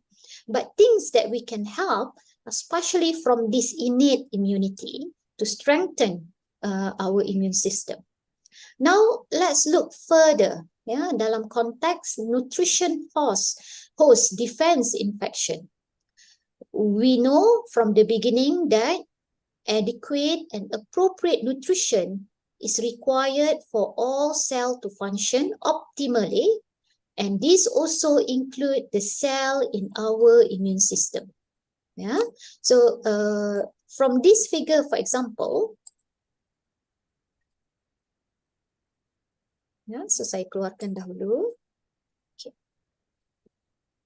So we know those who are undernutrition, yeah, they are at risk of higher infection when they don't have enough.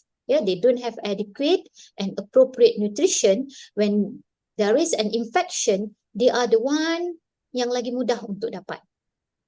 But from the pandemic of COVID-19, we also learn that those with obesity and diabetes, they are the one who are being affected the most. Ya, ramai yang mati kalau dilihat dari segi kematiannya, ramai yang mempunyai penyakit kronik, even obesity. Yeah, and we know from that COVID-19, this obesity and diabetes will impact cell-mediated response, yeah, due to uncontrolled inflammation. Yeah, because obesity by itself is a condition that trigger low-grade inflammation, yeah, because of adipose tissue. So when they are also prone, because of these two conditions, obesity and diabetes, put them at higher individual to get infected. So when they get infected, they are also the one who will be experiencing a worsened side effect. Yeah, this is critical because 40% of our world population are either overweight and obese, and 10% of the world population are having diabetes. It is even worse in Malaysia, for example. We have almost 20% of our population has type 2 diabetes. Yeah, and almost 60% of them, 1 in 2, are either overweight and obese. So we know those with diabetes, they are at higher risk of developing all the complication. For example, kerosakan mata, serangan jantung, kegagalan buah pinggang, kerosakan saraf, stroke, sekiranya mereka tidak mendapat kawalan glukos darah yang baik. Namun selepas pandemic of COVID-19, we now have better understanding.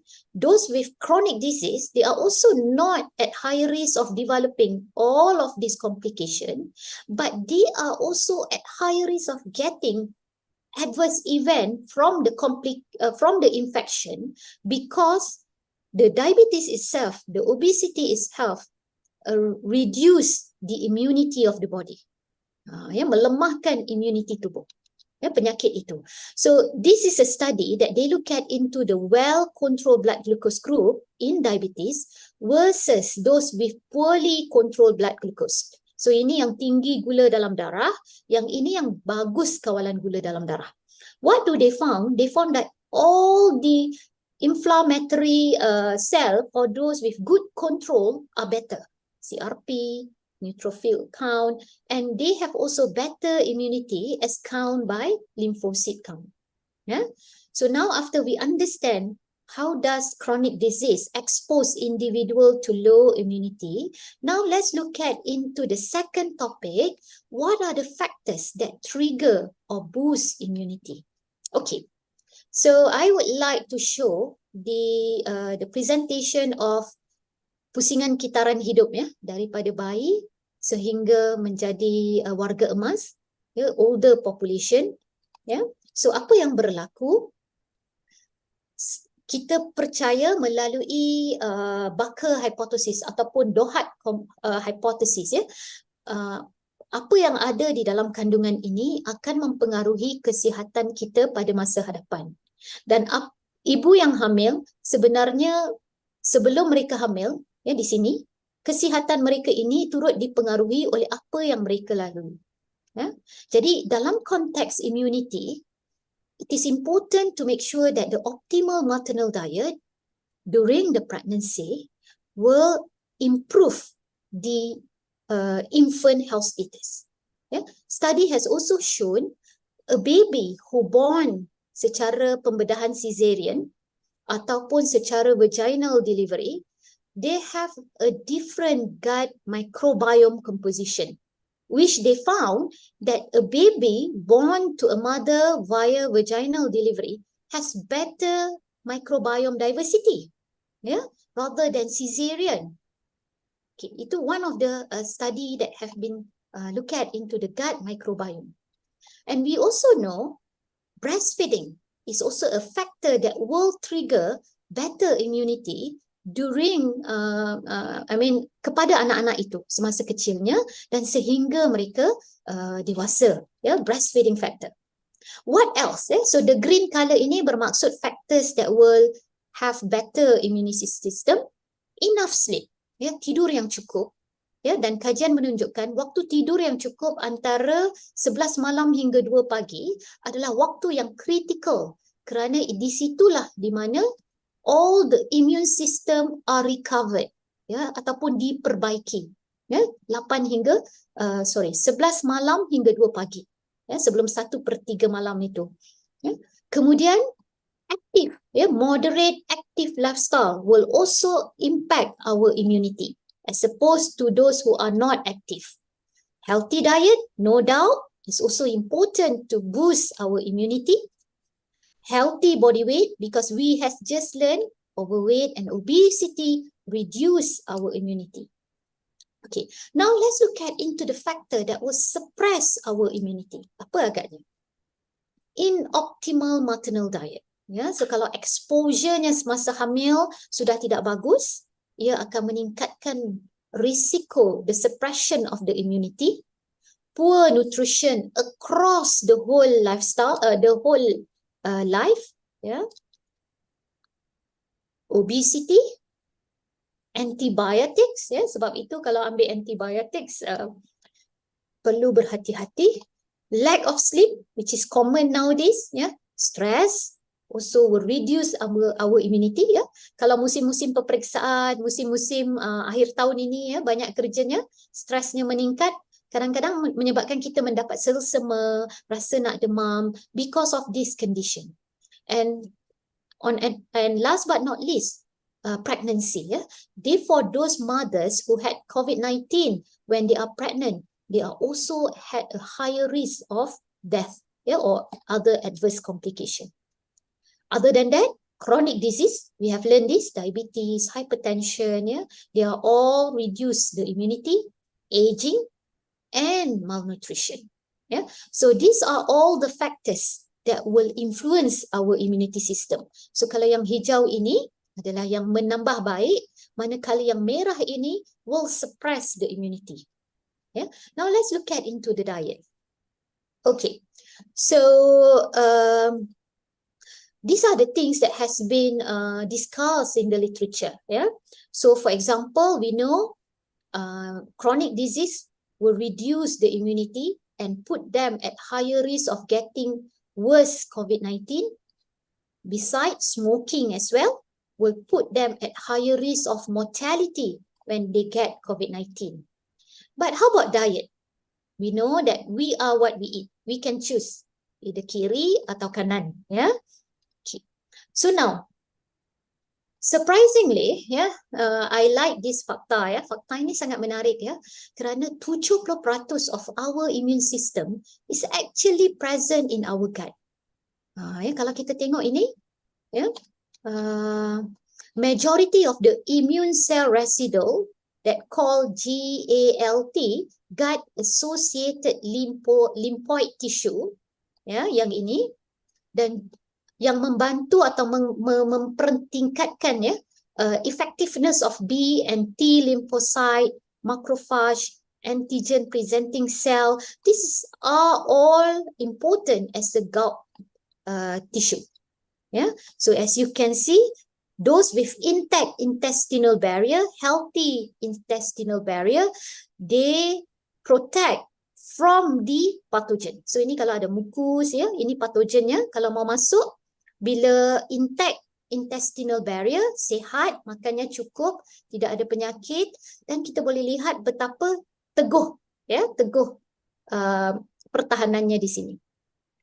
Namun sekiranya ada penyakit, seperti they already have inflammation, they already have compromised intestinal barrier, reduced immunity, as we can see here, the intestinal barrier has been compromised. Jadi pertahanannya sudah lemah, menyebabkan patogen-patogen ini masuk. Jadi sekarang memerlukan T cell and B cell untuk berlawan. Namun sekiranya T cell and B cell tidak kuat, disebabkan faktor-faktor yang kita bincangkan tadi, jadi dia akan kalah. Sebab itu, this is also one of the reason why enteral nutrition, mereka yang menerima pemakanan tiup, berbanding parenteral nutrition, makanan yang masuk ke salur darah adalah lebih baik kerana dia memastikan our intestinal barrier are intact, teguh. Okay, these are also an interesting study, just a summarization, factors that will reduce and enhance the immune response. So kalau kita tengok di sini, poor dietary habit akan menyebabkan perubahan kepada gut microbiome. Tadi leaky gut, dia sudah tidak teguh, langsung menyebabkan kemasukannya patogen, ditambah dengan keadaan seperti obesity, penyakit kronik, di mana askar-askarnya, iaitu askar B dan T, sudah memang lemah. Jadi itu menyebabkan risiko mendapat infection. Berbanding mereka yang sihat, aktif, bodinya maintain healthy body weight, pemakanan yang baik, bukan yang proses karbohidrat ini, jadi dia menyebabkan the gut microbiome are healthier and they are able to fight with the infection. They also have better B and T cell. Okay.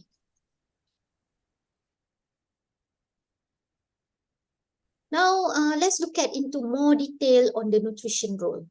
Okay, so as a nutritionist dietitian, we understand there is single diet and nutrient. Nutrient ini seperti kita belajar karbohidrat, protein, fat, ataupun certain diet seperti diet Indonesian, diet Malaysian, diet Mediterranean, and how does it affect immunity, whether to prevent from the infection or to manage those with infection. So ini adalah data, ecologic data that was published back in 2020, right or during the midst of pandemic of COVID-19.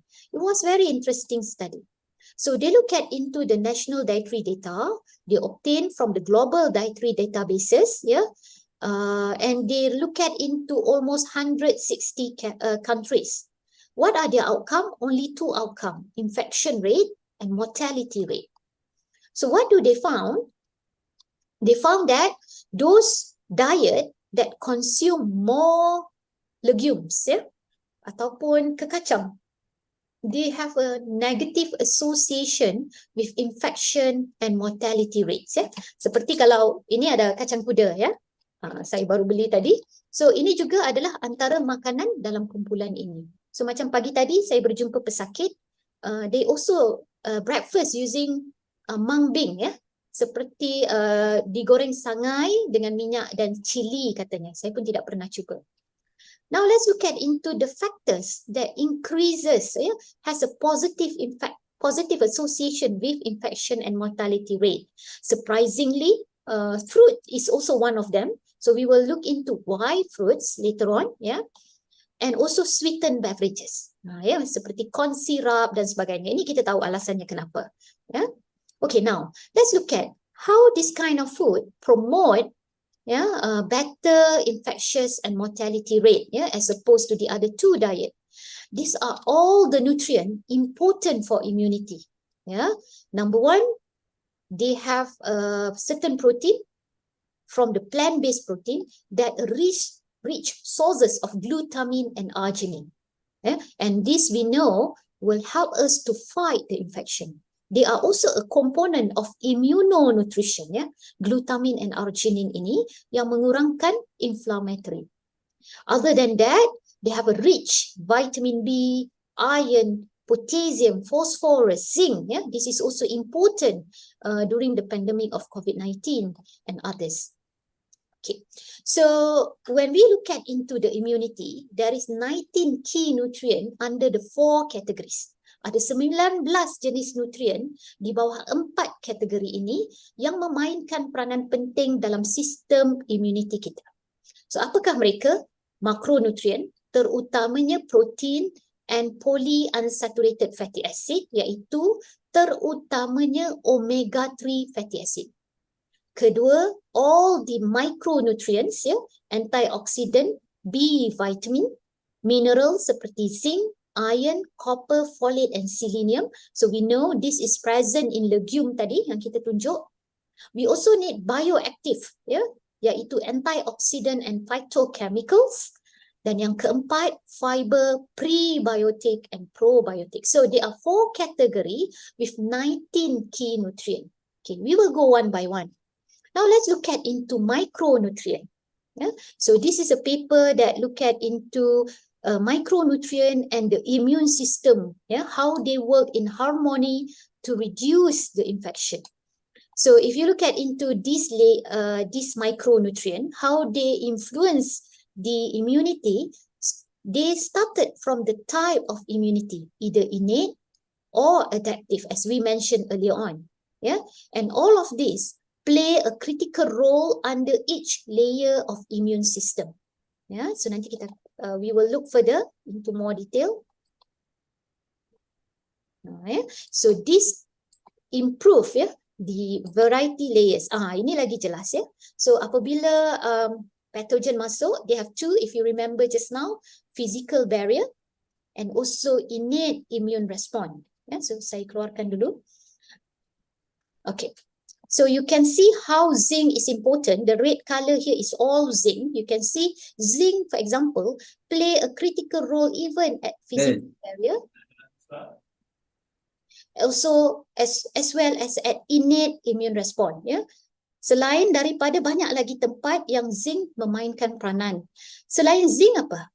Ini vitamin D. As you can see, for example, zinc, vitamin D are important as cell-mediated immunity or even at antibody production. Yeah. Last but not least, where antioxidant play around. So antioxidant is a combination of green and red. So semua ini ada antioxidantnya. Jadi we can understand that when the pathogen is in, there are a lot of other micronutrients that are important to maintain our physical barriers as well as our innate immune response. Yeah. This is also a history. I just take it and read about this. When Trump got an infection for COVID-19, he actually took the vitamin D, zinc, as one of the protective mechanism. And they are also an ongoing trial, and they have proven positive that when patients take vitamin D, it will protect them from getting the worst factor of COVID-19. Yeah, and we know that since we have higher exposure to the sun, but our vitamin D level is still highly prevalent among those with low level of vitamin D. So despite sun exposure, ramai lagi rakyat kita, Indonesia, Malaysia, semalam Makassar begitu panas jadi masih lagi kurangnya vitamin D. Kenapa agaknya ya? Okey, itu mungkin yang nanti rakan-rakan semua boleh bantu. Ya. So ini antara contoh di mana kita dapati high prevalence of vitamin D insufficiency, and it was related with obesity and metabolic syndrome.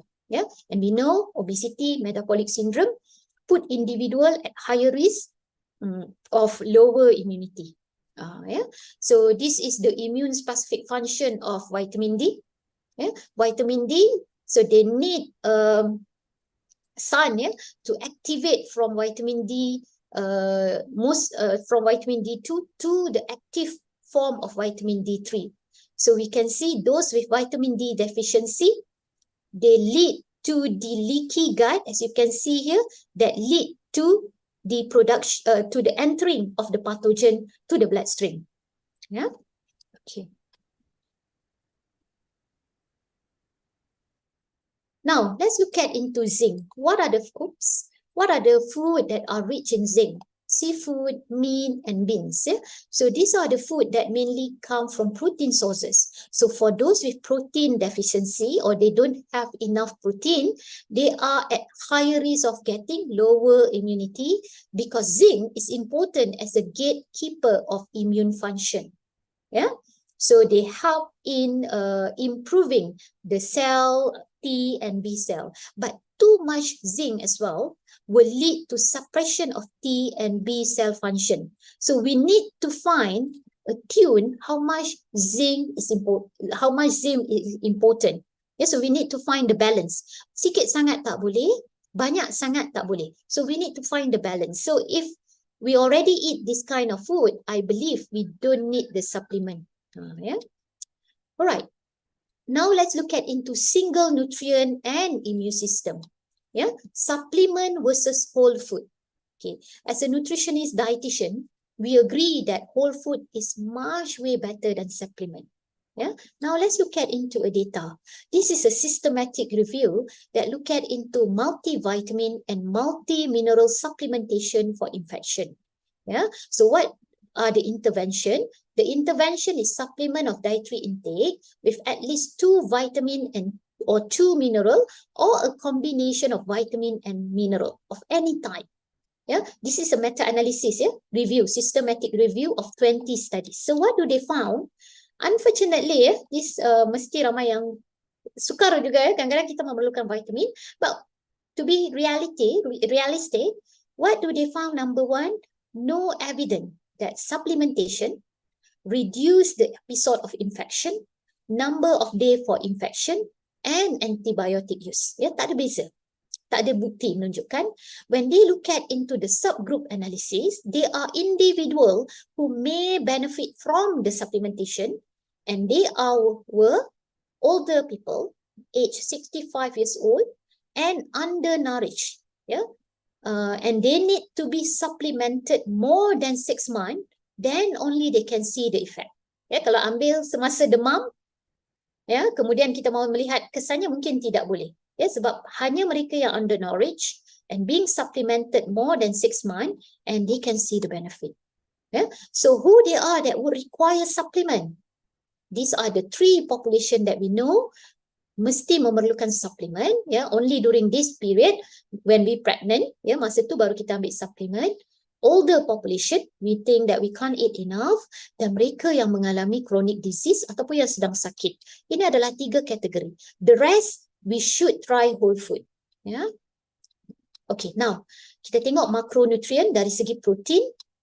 So they look at into the effect of plant and animal high protein diet on immune response. So what they found, both diet, either from animal or from plant protein, they are important to reduce the level of pro-inflammatory adipokine, yeah, the inflammatory response.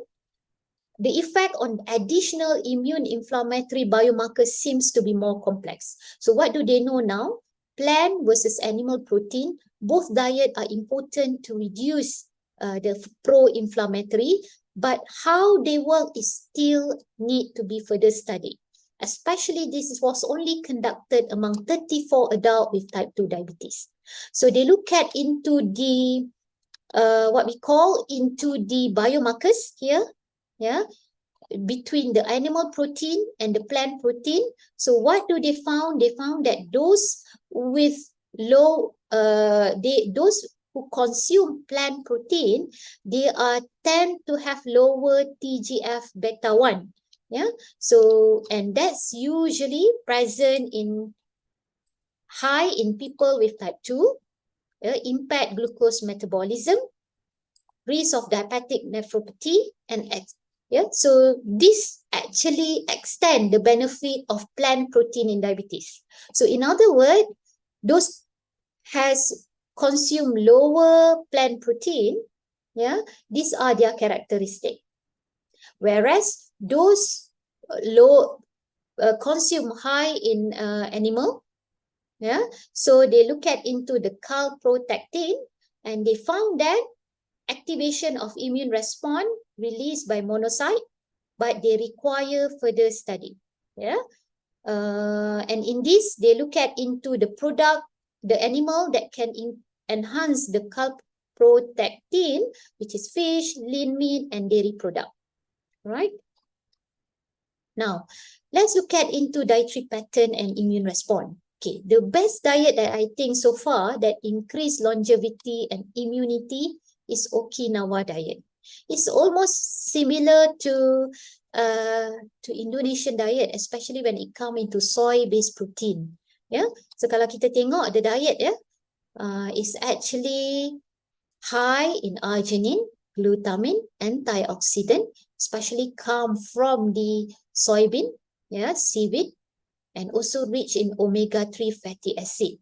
Yeah, so these are their diet, and we know all of this diet, they work as phytochemical, yeah, that produce sufficient antioxidant, and with all of this benefit, yeah.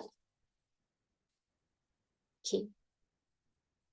Another diet that also has been shown beside the Okinawan diet, another diet that also has been shown to improve immunity is Mediterranean diet.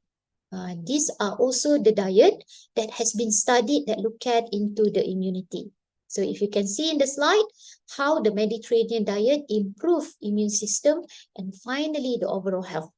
And these are the component of the diet that has been highlighted. PUFA, fiber, antioxidant, rich with vitamin and minerals. Yeah. So as a summary, diet pattern characterized with lean protein, especially from plant protein, rich in vegetable and fruits, bean and legume, dairy product, in particular yogurt, because they do contain probiotic, and certain oil is the one that can be used as a prevention and management, for example, asthma and some other disease that created inflammation, for example, obesity and diabetes. There are key 4 nutrients under 4 categories, and during the pandemic of COVID-19, there is a growing evidence and interest even until now on the role of zinc and vitamin D. When it comes into whether or not we should provide supplementation versus whole food, we know that we prefer whole food unless supplementation are indicated, and these include older people, pregnancy and breastfeeding, and those who are sick, including those with chronic diseases. Yeah? Okay, now let's look at into phytonutrient. Phytonutrient is actually beyond vitamin, mineral, and fiber. They are natural compound that present in plant according to variety of color. Kan kalau kita dengar dulu makan seperti pelangi, rainbow, 7 colors. Yeah, because all of these contain high level of powerful antioxidant. And all these phytonutrients are considered the immune system for the plant. Now, all this color is considered immune system of the plant, represent as the pigment that give the plant color. So it's not only present in fruits and vegetables, it's also present in whole grain, beans, and tea. Yeah. So if we look at back into this data, why fruits? Because we know fruits are healthier. Now, it could be related to number one, yeah, fructose. Maybe fructose is one of the negative things from the fruit if we take excessively. But bear in mind as well, in this study, they did not assess the serving size and the type of fruits, and they was studied among those who already infected, iaitu elderly and those with chronic disease who already immune compromised. But maybe there are also other things. For example, fructose. Let's look at into fructose. Yeah? Too much fructose will affect our immune system. How do they? Because through the metabolic dysregulation and loss from this toll-like receptor 4 cell. And TLR ini ya memainkan peranan penting dalam innate immune system. Tadi kita belajar kan acquired and innate. So this fructose will lead to metabolic dysregulation and loss of this TLR4 function. Yeah.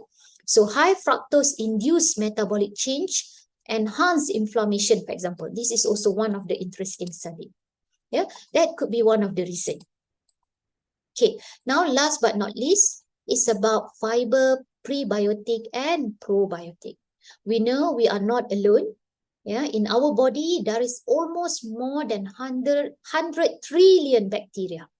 Yeah, in our gut system, and they produce variety of metabolite that influence our health effect, including immune system. Yeah, so these are the prebiotic and probiotic. So if we look at into prebiotic, this is a food for prebiotic. So some people will take, for example, supplement of probiotic, but they don't eat enough prebiotic. So imagine their good bacteria doesn't have much food. Ya, bakteria ini tidak ada makanan kerana yang diambil hanya probiotik. Because both of them work together synergetically. Work together. So these are everyone know what are the source food of pre and probiotic. Yeah. So in my study, for example, we found that those have sufficient probiotic, certain probiotic, they produce certain short-chain fatty acid.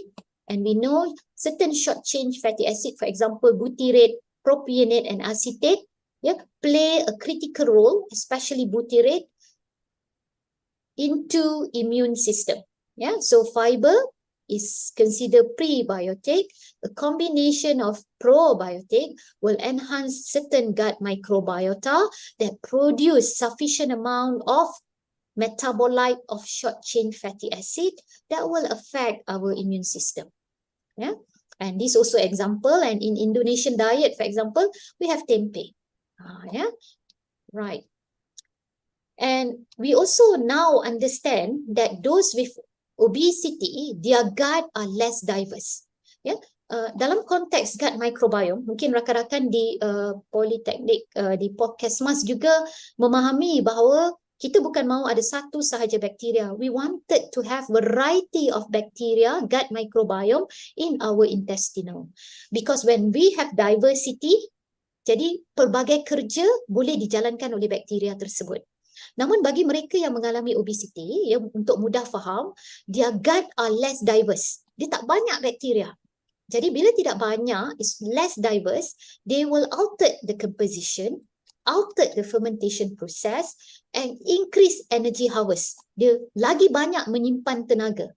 Satu kajian menunjukkan ya mereka yang obes ini, mereka yang mengalami masalah obesity, pengambilan makanannya sentiasa lebih hampir 200 kalori berbanding mereka yang tidak mengalami obesity kerana bakterianya suka menyimpan tenaga dari membakar, ya. Dan ia perlu bekerja sebagai macam orkestra. Ya, kalau seorang saja yang main mungkin tidak sedap, tetapi memerlukan satu tim di dalam badan untuk menyampaikan hasrat benefit of certain nutrient. Okay, so we are towards the end. What are the key takeaways? Yeah, 5 tips to balancing our immunity. No matter whether they have chronic disease or not. Number 1, eat variety of food. Yeah, we can't only eat one food group. Sebab tu kalau dalam food pyramid, we have learned moderate, balance and variety. Yeah, and that food must rich in vegetable, beans, legume and sufficient fruits. Yeah, fruits tidak boleh lebih-lebih. Kalau katanya telah 2 hingga 3 serving and eat on that amount. Yeah. Tips number 2, eat appropriate portion. Yeah. Sederhana to avoid excess weight. Tips number 3, beautify our plate with colors and fermented food. For example, tempe. Yeah. Tetapi apabila kita goreng, the benefit is reduced. Jadi we have to think about, I don't know, maybe we can discuss how to make sure that our tempe are healthier. Sebab kalau di Malaysia semuanya memang goreng. Ya, yang saya pernah cuba air fryer, tapi tidak seenak menggorengnya. Right. 4, drink a lot of water, and minimize sugar sweetened beverages. Last but not least, stay active and sleep well. Especially tidurnya pukul 11, ya. Kerana 11 sampai 2 pagi itu merupakan waktu yang paling penting untuk immunity kita di-recycle. Begitu. So, these are some of the tips. With that, thank you very much. I hope within the time. Ya, maaf. Saya serahkan kepada Pak Nur. Thank you very much for Professor Barkutinisa. Your presentation impact on this kind of impact all. So we got new insight from your aspiration, from your perspective, and thank you very much. Thank you, Pak Rahman. Yeah. All right, we move the question and answer. Actually, we have so many questions, not many, but I have called up my friend to make a question, and there is one question in the chat box. I will read. Oh, there is 2. Yeah, there is 2. It's from Tika and from Ika Yudi. Maybe I read the question. Yeah. Yes, silakan Pak. The majority of Indonesia are used to eating more carbohydrate than other important micronutrients. Even the fishermen community prefer to sell their product rather than consume it daily. What best practice to motivate them, especially pregnant and lactation women, to eat with more balanced nutrition? Is the question. Please answer, Mrs. Barakatun. Terima kasih Pak Rahman. Terima kasih Ibu Ika Yudi, ya. Soalan yang sangat baik. Kebetulan sayanya baru kembali dari Makassar, ya. Jadi memang makanannya memang tinggi karbohidrat. Saya pun tak jumpa tempe dan tahu di Makassar. Kenapa ya?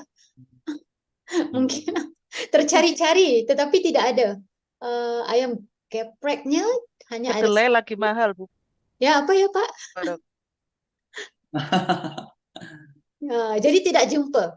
Okey, saya rasa inilah peranan kita sebagai ahli gizi dan ahli diet, ya, untuk menyatakan apa yang telah kita belajar semasa pandemik.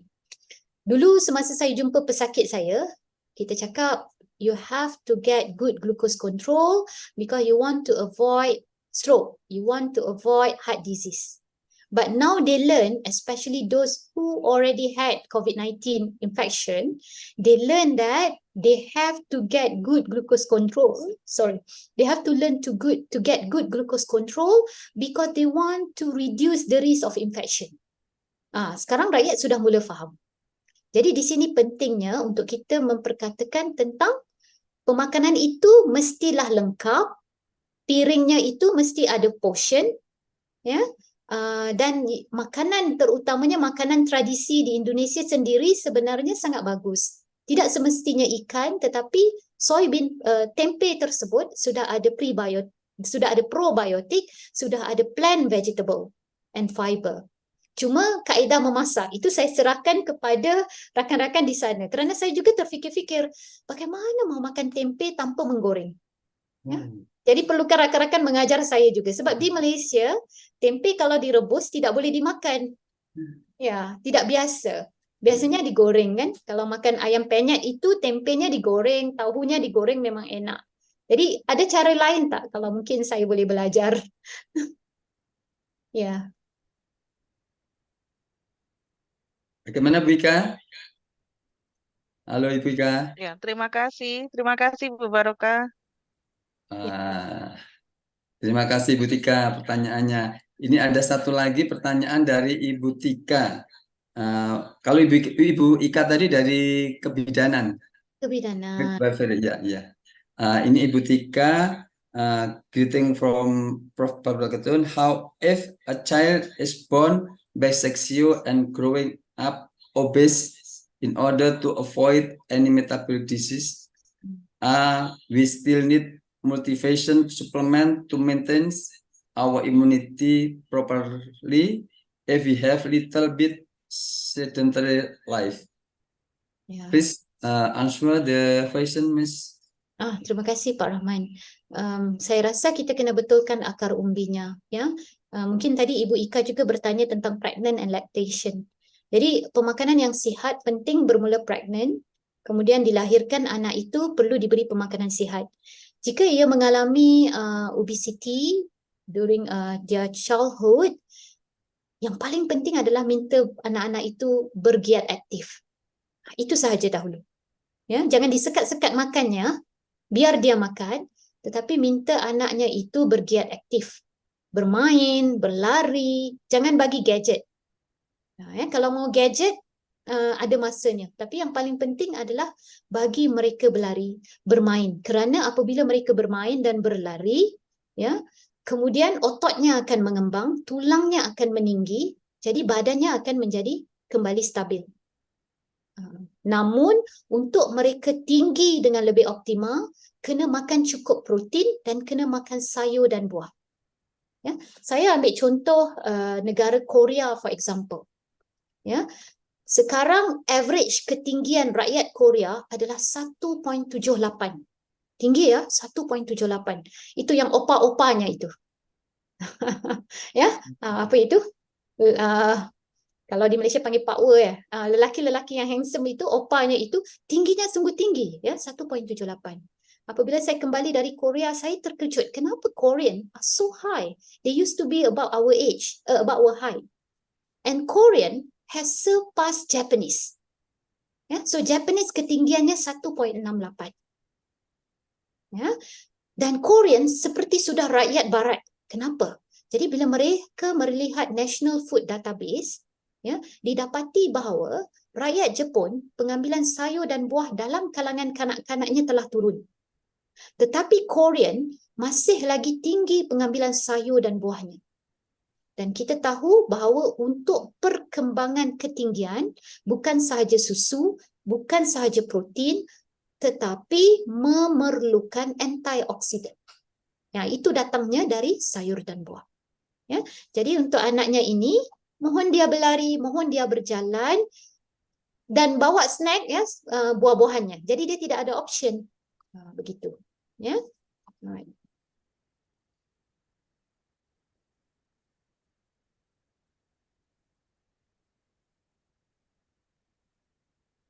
Enough, Mrs. Barkatun?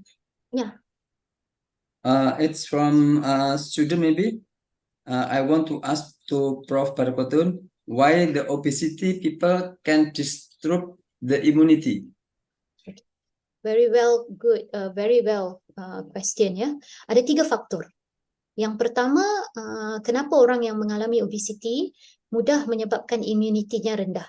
Yang pertama, corak pemakanannya. Kerana makanan-makanan yang mempunyai karbohidrat terproses, processed carbohydrate, as well as sugar sweetened beverages, the fructose that we learn, it will reduce our immunity. Itu yang pertama. Ya. Yang kedua, mereka yang mengalami obesity, we have learned that their gut microbiome is also changed, is also altered, is also different. They have more firmicate as compared to bacteroidetes. And when their ratio of firmicate is higher than bacteroidite, this is where they love to reserve more calories in their gut. Ya. Yang ketiga, mereka yang mengalami obesity ini, body reserve-nya besar.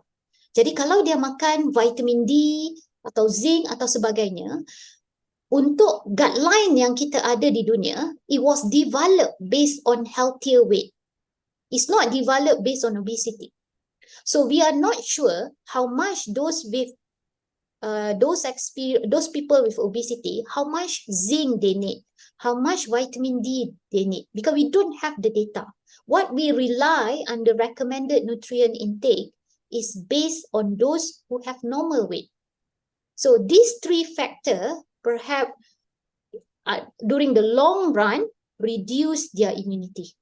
Yeah. Okay. Okay, thank you. Mrs. Barkatun, I have one question.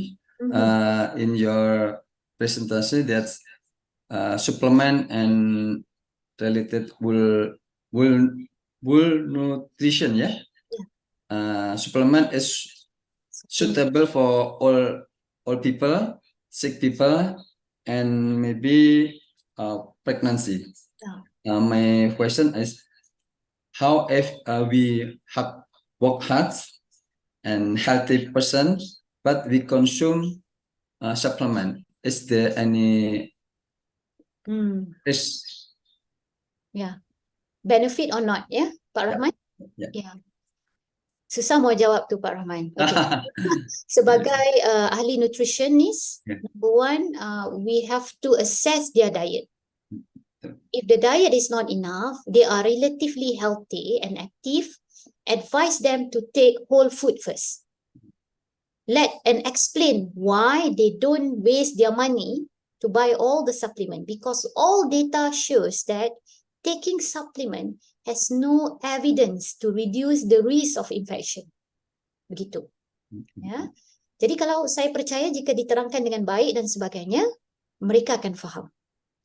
Namun bagi mereka yang tadi Pak Rahman sebut, older people, pregnant, as well as those who are sick, kalau contoh yang sakit ini memang seleranya tidak ada. Ya, yang tadi yang segar itu seleranya banyak. Jadi yang ini memang memerlukan vitamins. And pregnant lady, we know they require more, which unable to get from the food. If they eat more food, they has higher weight. Yeah, so they have to eat as usual. And those who are older people, they can't eat much, although we give them a lot to eat, and their requirements are dropped. So that's why we need to supplement. Jadi, if we are still healthy, we can eat, appetite-nya bagus, makan. Yeah. Why I ask that? Because every I teach in class, there is maybe 40 students. There is 1 student or 2 students, she consume supplement. I ask them why you should consume supplement, because the answer, but because the hard works, the to do assignment, but I always say that it's not good. You must if you tired, please sleep, or maybe you work hard, you can drink juice from fruit, yeah, okay, or maybe vegetable. Betul tu Pak Rahman ya. Anak-anak semua mau jalan ringkas ya. every class, there is 40 or 50 student want sometimes consume supplement. But I say stop this one. Okay, faham. Ya, benar. Okay, any question maybe from Miss Anasari maybe? Halo. Okay, Miss Anasari. Kabar baik. Assalamualaikum warahmatullahi wabarakatuh. Prof. Nisa. Wah, apa kabar? Baik, baik, alhamdulillah. Okay, Prof. Nisa. I prefer to call you Prof. Nisa or Bu Nisa ya. It's okay ya. Nisa pun sudah. Yeah, okay. Okay, from your presentations, we know that the role of healthy food is so powerful, yeah, Betul. to our immune systems. For example, legume with all their advantages are indispensable for the improvement of our immunity. Betul. Yeah, so especially in our digestive tract, that is 70% yeah, of our immune system is there, yeah, is in our gut. But is there any effect of this healthy food if the condition of our digestive tract is often disturbed? Take my own example, contoh pada diri saya sendiri ya, Bu Nisa. I like to eat anything, but sometimes my digestive tract is not strong enough and frequent of the sakit perut ya. Kadang-kadang diare gitu ya. That's optimal pain and also diarrhea. Nah, how to prevent or to extend our digestive tract, especially it's not for me. The part for me is an example. It's not strong enough my digestive tract. Yeah. So what's your explanations, Prof. Nisa? Thank you. Thank you so much. Yeah. Yeah, it's very difficult to answer. We know the role of healthier food. Yeah. Number one, we have to rule out. Yeah, tentukan dahulu, rule out first. Is there any other underlying disease? Contohnya mungkin lack of certain. Kalau ibu suka minum susu, tiba-tiba diarrhea, could be lack of lactose or lactose. Yeah. And so we have to identify those issues. That's number one. Number two, we also understood people who present with mild absorptive syndrome. Yeah, although they eat healthier diet, they may not be able to absorb all the necessary food. Yeah, jadi biasanya kita rule out dahulu all the important key things. Ataupun maybe Ibu Anasarinya mungkin tengah stres kadang-kadang ya. Akhir tahun KPI-nya tinggi. Ya, Pak Rahman sudah minta papernya. Yeah. Jadi di situ bila sebab perut ini seperti hati ya. Apabila dia stres, dia juga terasa. Walaupun badan Ibu Anasarinya mungkin cukup kuat, you have strong enough, your mental is strong, but your stomach is not strong enough. Yeah. Jadi di situ di mana is also increase the tendency. So we have to rule out all the factors, for example sleep, any other underlying disease, then stress factor, stress level. If we have hypertension or diabetes at our age, check whether they are optimal control. Then only all this healthier diet will work. We have to correct the root cause dahulu. Yeah, stress now is very harmful. Yeah, exactly. That is 100% true. Managing stress is also macam food lah, pilih makanan yang betul, jadi stresnya pun perlu manage properly. Okay, thank you, Ibu Nisa.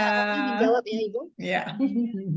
Terima kasih, Bu Ana. Okay, Pak Nur, welcome. Maybe another participant, any question?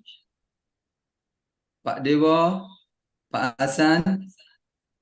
Siap, Pak Nur. Nah, this is Mr. Dewo, our lecturer in nutrition. Please. Thank you, Miss Dr. Nur Rahman and excellent presentation, Prof. Barakutan Ishak. Terima I kasih. want to ask you about local food, kind of local food in Malaysia or Indonesia can increase the immunity. Yeah. Did you have references about local food can be increased about immune system? Thank you. Local food ya. Yang saya memang nampak jelas ya Pak Dewa itu tempenya. Ya. Tempe. Ya, Just tempe. tempe. Another food, just fermentation food. Yeah. Another food, fresh food and others. Fruits, our local fruits are good. There is one study by Universiti Kebangsaan Malaysia ya. Mereka melihat apakah definisi successful aging. Ya, Prof Suzana and the team. Successful aging means bila tua masih lagi seperti umur 40-50-an. Dan mereka melihat dietnya. Dan surprisingly, there are three things that these successful aging people are consuming. Number one, tropical fruits. Buah-buah tempatan. Ya. Yang kedua, oats in the morning. When they consume oats daily in the morning, is also a prebiotic for our gut microbiome, makanan untuk microbiota. Ya, itu fruits dan juga oats. Dan yang ketiga, rupa-rupanya mereka ini mengamalkan puasa Isnin dan Khamis. Puasa, fasting. Fasting. Ya. Jadi those three things that are predict ataupun menentukan successful aging. So, ia sangat mengujakan saya bila melihat data itu. Berpuasa Isnin Khamisnya, memakan sarapan paginya dengan baik, berarti ya oats dan buah-buahan tempatan. So the rest are well controlled after that. Itu Pak Dewa, saya harap menjawab ya. Thank you, Prof. Nisha. Okay, thank you, Mr. Dewa. Okay, all participants, any question? Is have 15 minutes. We have more. 15 minutes more, ya. Yeah. Mungkin Any saya question? tanya Pak Rahman lah ya. Huh? Saya tanya Pak Rahman sebab saya tertanya-tanya bagaimana tempenya itu mau makan segar. Ya. Ya, kalau di Indonesia bagaimana? Ya gini, saya sendiri ya selalu tempe digoreng.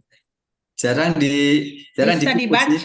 dibacem, Ya. Bu Nisa. Bacem itu apa ya? Namanya Dibakar bumbu ya? bacem itu, jadi tidak digoreng, ya cuma dia dibumbu dengan garam, lalu bawang ketumbar, bawang putih, ya, terus gula, kasih gula gitu, gula merah, ada laos, lengkuas, daun salam, ya, jadi agak banyak bumbunya, ya.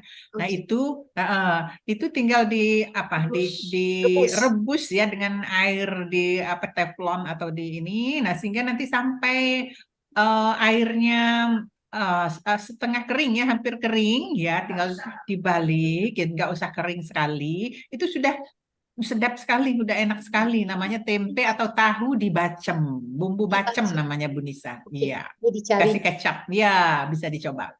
Ada juga, jadi tidak harus digoreng. Ya. Ada juga tempe bakar atau dibakar ya, ya, enak ini. Iya. Ya. Oh, okay. Yeah. We have one question, Pak Rahman. Yeah, one question in the chat room, Pak Nur.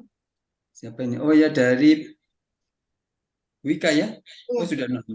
Ibu Ika ya? Oh ya, dari Wika.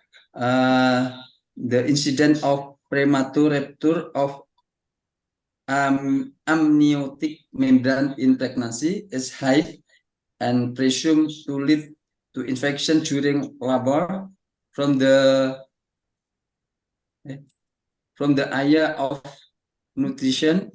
Are there any possibility to administer probiotic diet for pregnant women with high risk of the complication?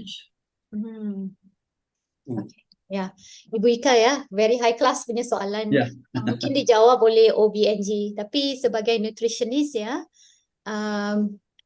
we're not sure what is our role preventing of ruptured amniotic membrane. So far, our role during the acute or emergency event are very minimal. But how to prevent, I'm not sure whether prophylactic probiotic works. But what I have understood, the use of probiotics during pregnancy will reduce the risk of gestational diabetes mellitus.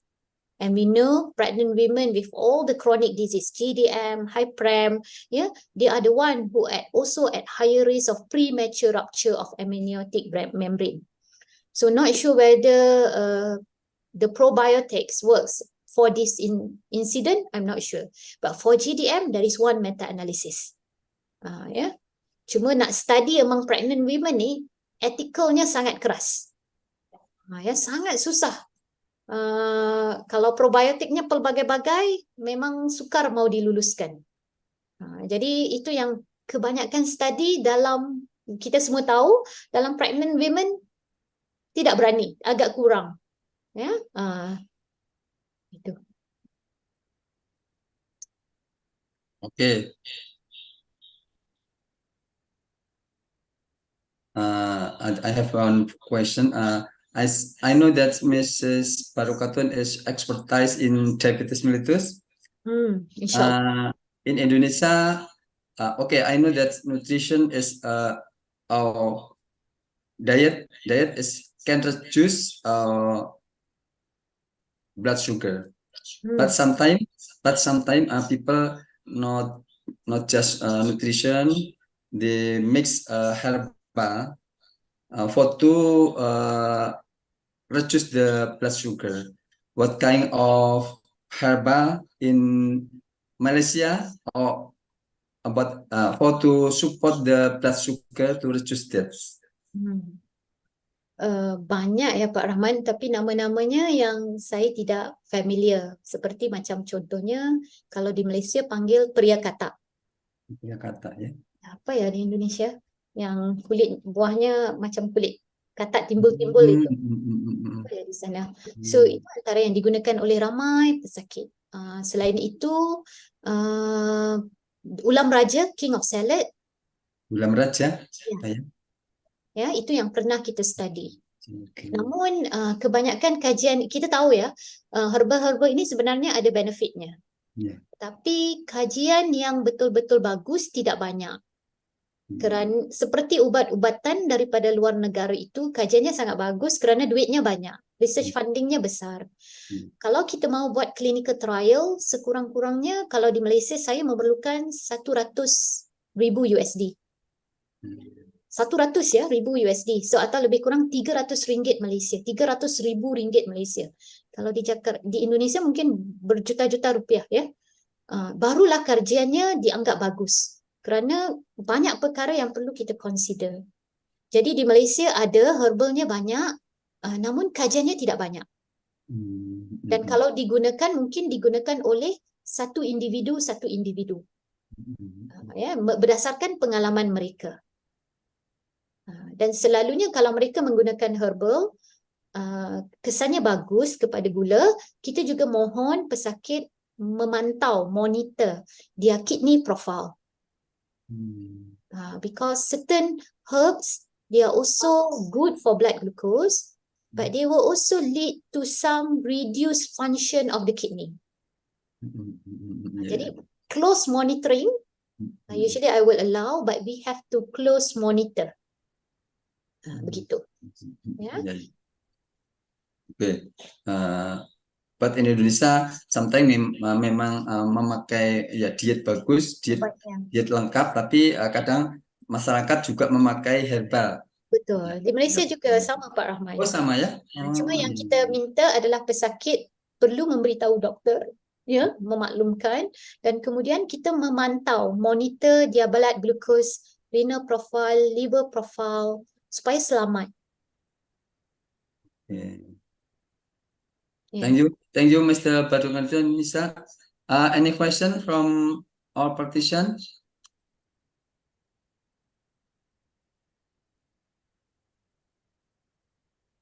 Bu Jenny, mungkin ada pertanyaan. Halo Bu Jenny. Oh, cukup ya? Oke. Maybe thank you very much for Professor Bartuanisa, your presentation. I think we have answered all questions. Thank you very much. Very wonderful opportunity. Thank you.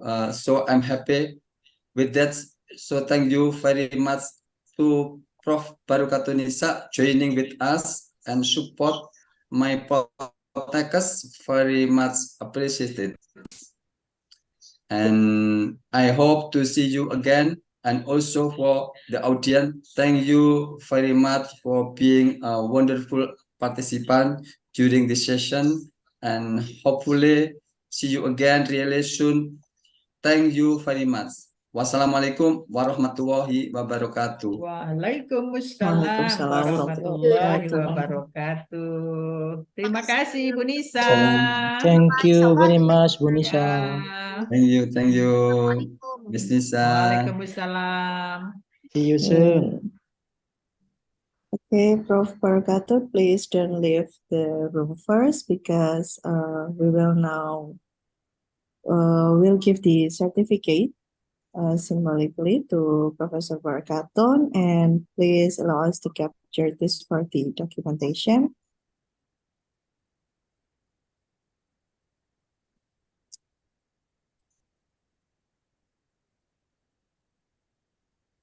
Okay.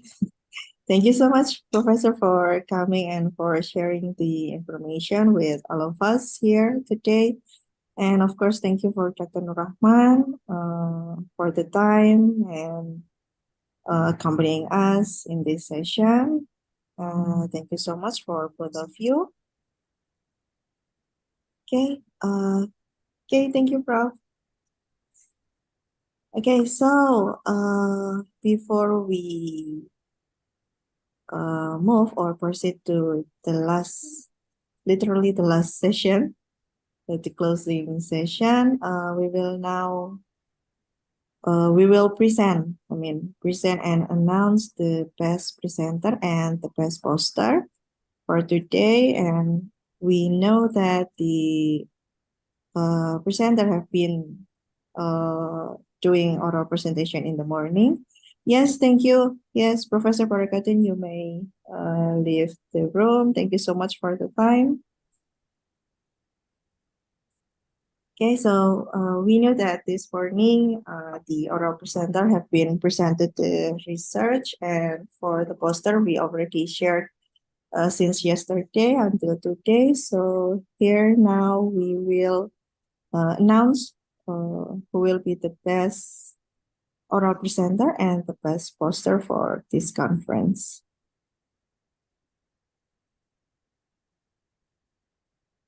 The first one is the best poster presentation in the 6th International Conference and Workshop of Health from Health Polytechnic of Malang. We start from the best one or the third one? From the third. Okay, this one I cannot clearly see, but here's the title: Food Intake and Physical Activity with Metabolic Syndrome in Adolescent. This is the third best. Okay, congratulations to, let me see, it's too small. Okay, next, and for the second one, the best second poster presentation. Okay, this is the title. Congratulations to the presenter. The title is The Effect of Hybrid Learning on Nursing Student Satisfaction in Cardiopulmonary Resuscitation Laboratory Skills, a quasi-experimental study.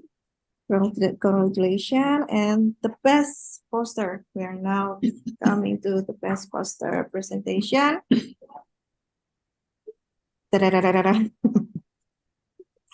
Okay, here you are. Congratulations to Riza Umami and Dian Abiristanti for the poster, which the title is An Effort to Prevent Anemia and Pre-Marriage Preparation. the reaction. I will give the reaction. That. Congratulations, and we'll move or proceed to the best oral presentation in the 6th International Conference. Congratulations, Miss Riza Umami. Okay, and this is the third best of oral presentation. Okay. I'm proud of it. Thank you so much to the reviewer. This is mine. Okay. Congratulations. Thank you so Congratulations. much. And okay, let's move to the second one. Second winner for oral presentation is Miss Rizka Yudhistia Asworo. Congratulations. I know her best because she is my partner in the department. She is from pharmaceutical and food analysis, and the title is Analysis of Formalin in Salted Fish using paper test kit of mulberry extract. Congratulations. And the best one for oral presentation is okay, congratulations for Dr. Arif Bakhtiar. And the title is Exploring the Influence of Environmental Variables on Thank sleep you. quality among intensive care unit patients. A literature Congratulations, review. Mr. Ari. Congratulations. Thank you very much, ma'am. Okay. Wow, thanks. Okay, congrats for all actually for all the presenters and for all the participants that have been joining us in this 2 days. Yeah. And okay, so let me check first whether not yet, yeah. Okay, so actually this is our last session because we have already finished the discussion with Professor Barakatun, and we have already announced who are the best presenters and the best posters for presentation. And okay, this is, I think, one of the thing that the participant waited. So here's the attendance link for today. For the second day, you may fill it and submit. Please submit with the right email. Okay, because Put Mbak Anan. yes, Please ma'am. put to the chat room. Oh, okay. Okay, thank you. Okay, so please wait a minute.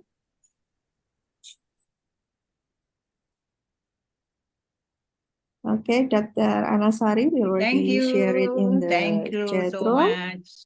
Thank you. You may fill the link and don't forget to check your email because once you submit it, it will automatically send the certificate to your email. So if you have any inconvenience or something trouble maybe with the link, please inform us right now.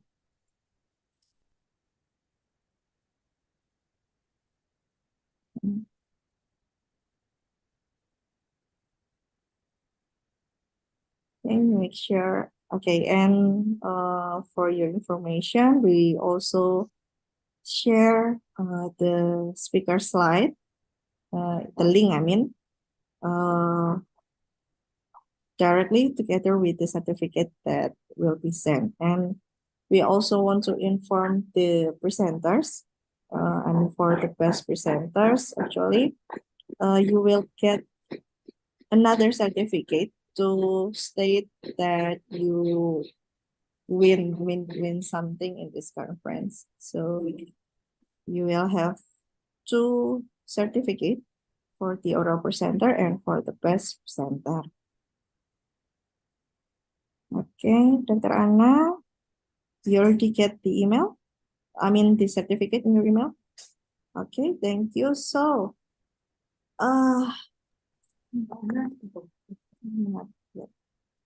okay, so while we waiting for the vice director to close the conference for today, it's already 14:30 actually, but maybe we can wait a little bit for Dr. Nurul so that she can close the conference for today.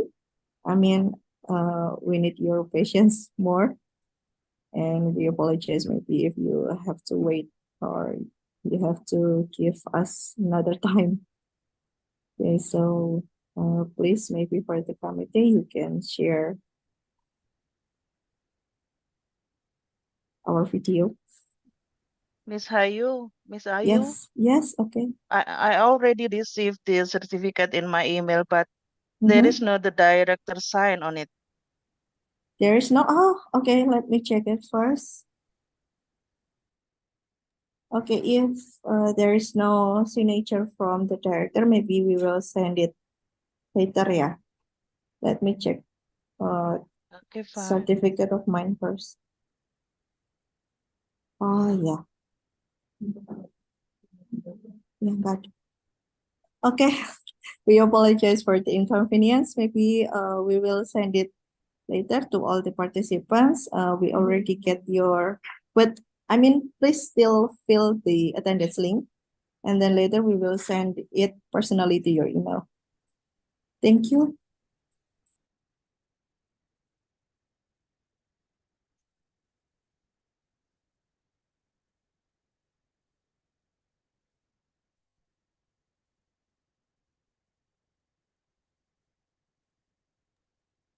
Okay, but Hanan, that is the same for me. I think Yeah. all of the certificate is not Yeah. yet signed, by Yeah, the I directors. think, It's okay. okay, yeah. Ya, kami akan kirimkan nanti, Ma'am, personally ke email masing-masing peserta. Okay, thank you. Okay, thank you. While we wait, I think we will play the video first until our first director join the room. Yeah, please wait for a couple minutes, I think.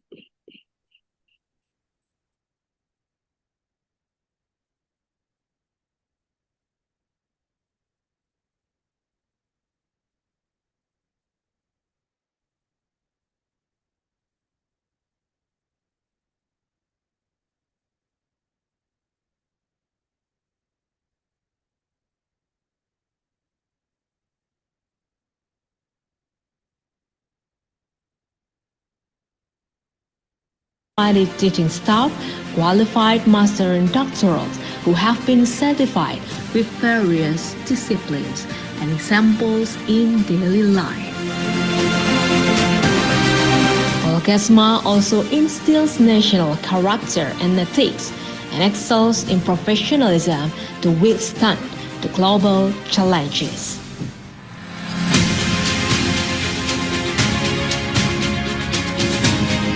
Besides academics, Polkesma also prepares students who are confident in their abilities by providing student activity units, developing students' interests and talents ranging from arts, sports, science, Red Cross, Scout, language and spirituality. This is where the step of realizing the ideal begins, by channeling freedom of expression. Polkesma educates students to be loyal to the country and have a mental attitude of character by providing an education of national defense. Polkesma shows success in producing superior individuals with both national and international achievements. National and international cooperation with the health education institution as well as the health service institutions. This success can also be seen from the distribution and role of Polkesma alumni in international health agencies spread across Asia, Australia, Europe, and even America.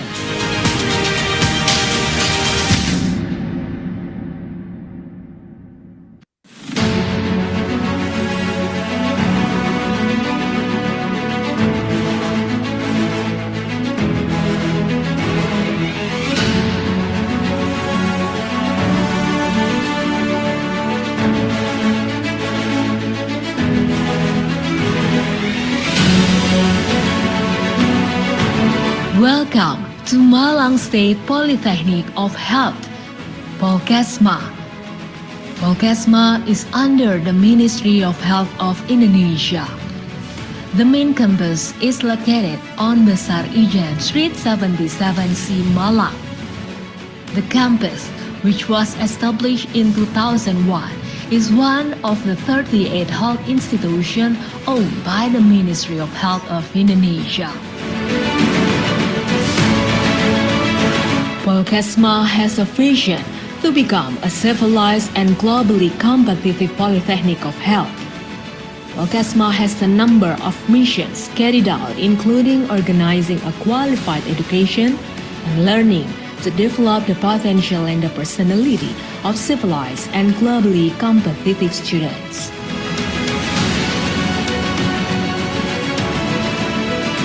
Polkesma also working on developing the productivity of applied research and service for qualified and innovative communities.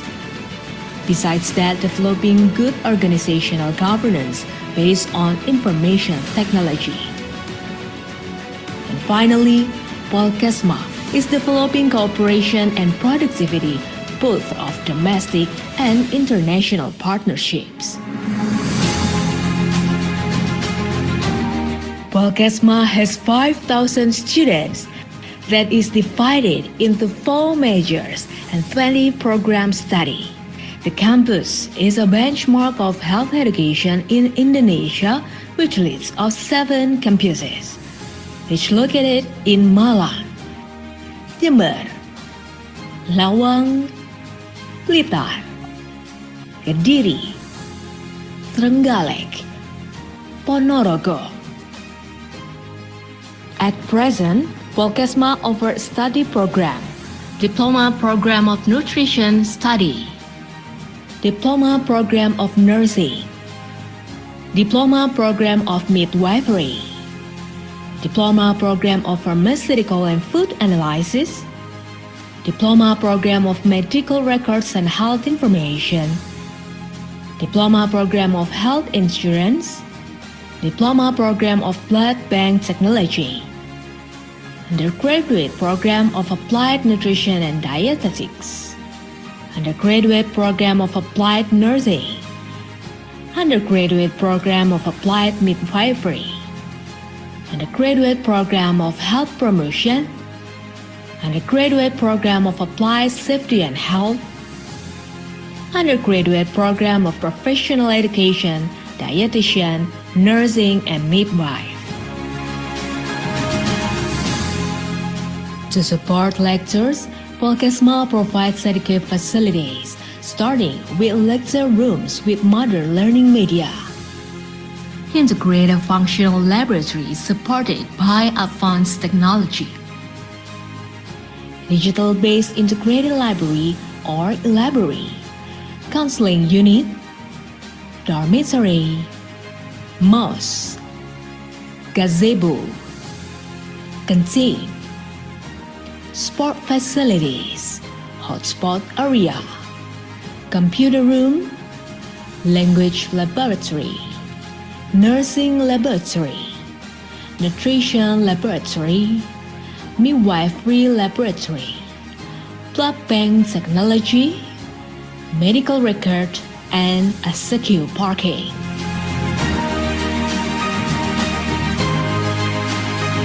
Supported by the implementation of a top vocational education with 60% of practicum activities and 40% of theory study, which will improve the student's skill with practice in laboratories and other practical media.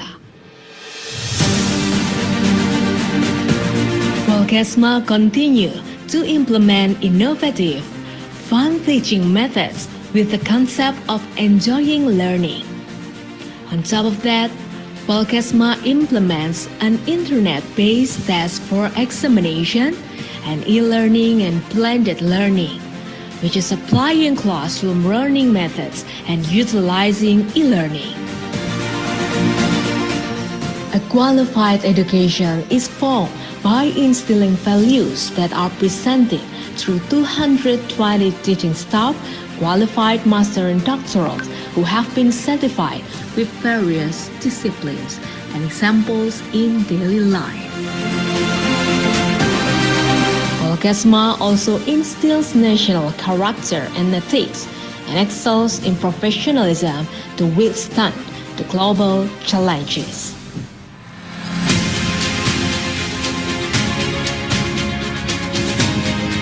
Beside academics, Polkesma also prepares students who are confident in their abilities by providing student activity units, developing students' interests and talents ranging from arts, sports, science, Red Cross, Scout, language, and spirituality. This is where the step of realizing the ideal begins, by channeling freedom of expression. Polkesma educates students to be loyal to the country and have a mental attitude of character by providing an education of national defense. Polkesma shows success in producing superior individuals with both national and international achievements. National and international cooperation with the health education institution as well as the health service institutions. This success can also be seen from the distribution and role of Polkesma alumni in international health agencies spread across Asia, Australia, Europe, and even America.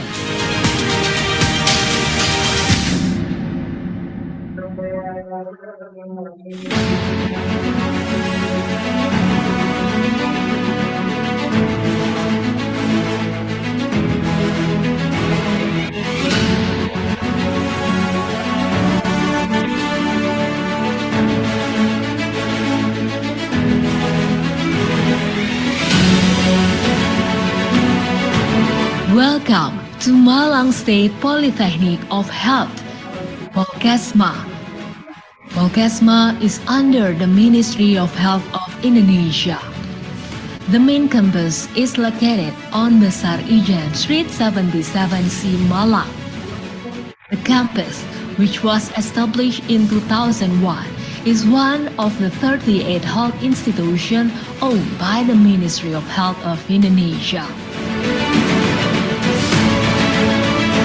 Polkesma has a vision to become a civilized and globally competitive polytechnic of health.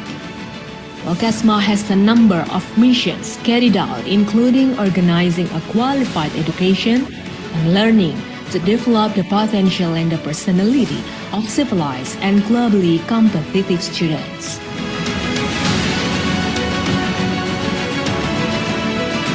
Polkesma also working on developing the productivity of applied research and service for qualified and innovative communities. Besides that, developing good organizational governance based on information technology. And finally, Polkesma is developing cooperation and productivity both of domestic and international partnerships. Polkesma has 5,000 students that is divided into 4 majors and 20 programs study. The campus is a benchmark of health education in Indonesia, which leads of 7 campuses, which located in Malang, Jember, Lawang, Blitar, Kediri, Trenggalek, Ponorogo.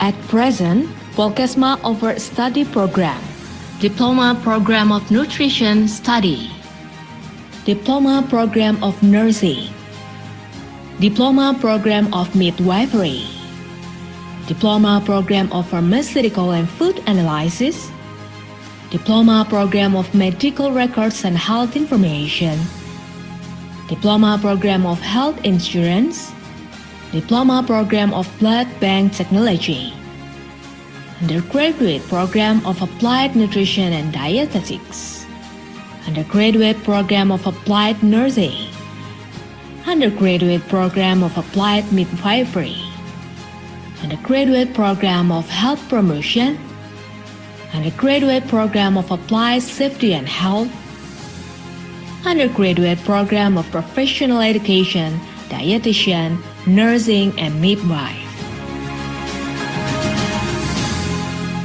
To support lectures, Polkesma provides adequate facilities, starting with lecture rooms with modern learning media.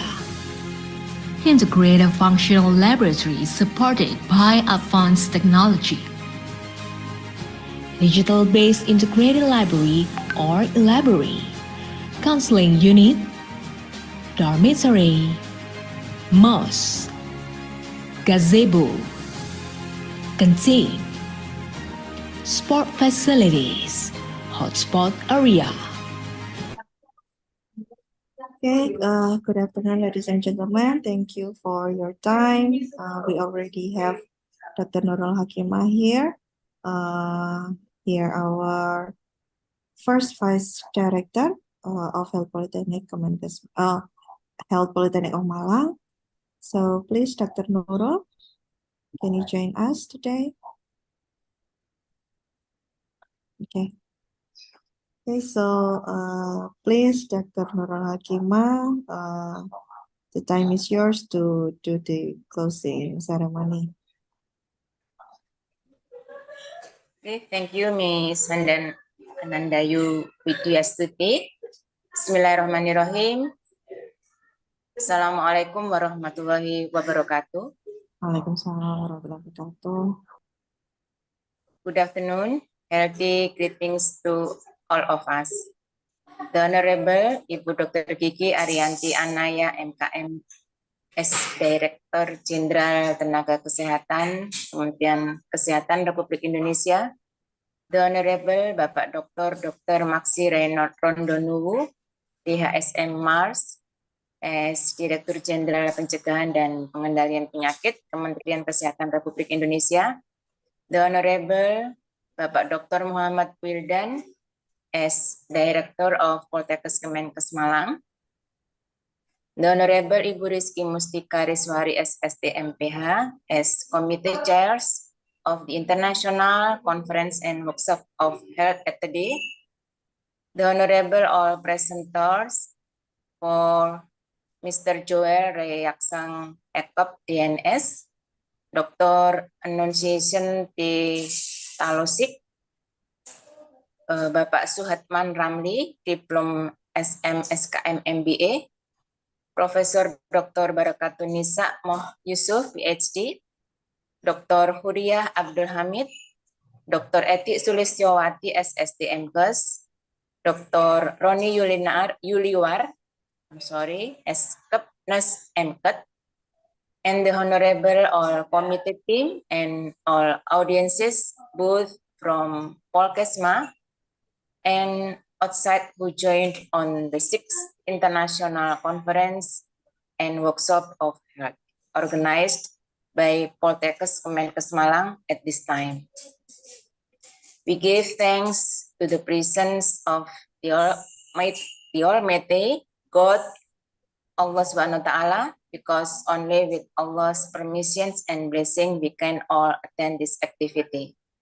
Salawat and greetings are always poured out to our Lord, the great Prophet Muhammad SAW, who has brought us to a bright era. May his intercession always protect us until the end of the day. Amin, amin, ya Rabbal Alamin. The attendance we are proud of.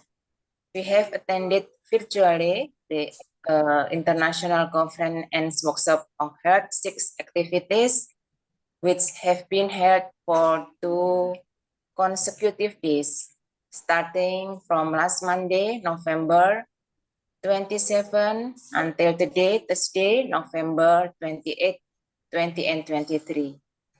Hopefully, this international conference activity at today will produce benefits apart from the benefit of insight and knowledge, our learning atmosphere will also increase to improve competence and solve health problems. And so it can benefit all those who play a role in activities, and in particular also to support the achievement of performance indicators from Poltekkes Kemenkes Malang, especially in terms of increasing student competence in the academic field. Next, representing Poltekkes Kemenkes Malang Management, the 6th International Conference and Workshop of Health Activity organized by Poltekkes Kemenkes Malang, and also in commemoration of the 22nd anniversary of Polkesma, is closed with the greeting Bismillahirrahmanirrahim and Alhamdulillahirabbil alamin. I hope that Polkesma is one of the institution operating in the field of health education is expected to be one on the driving force of science and technology that contributes to nation building both at the national and international levels. In accordance with the vision of Polkesma, it is able to become a civilized and globally competitive health education institution.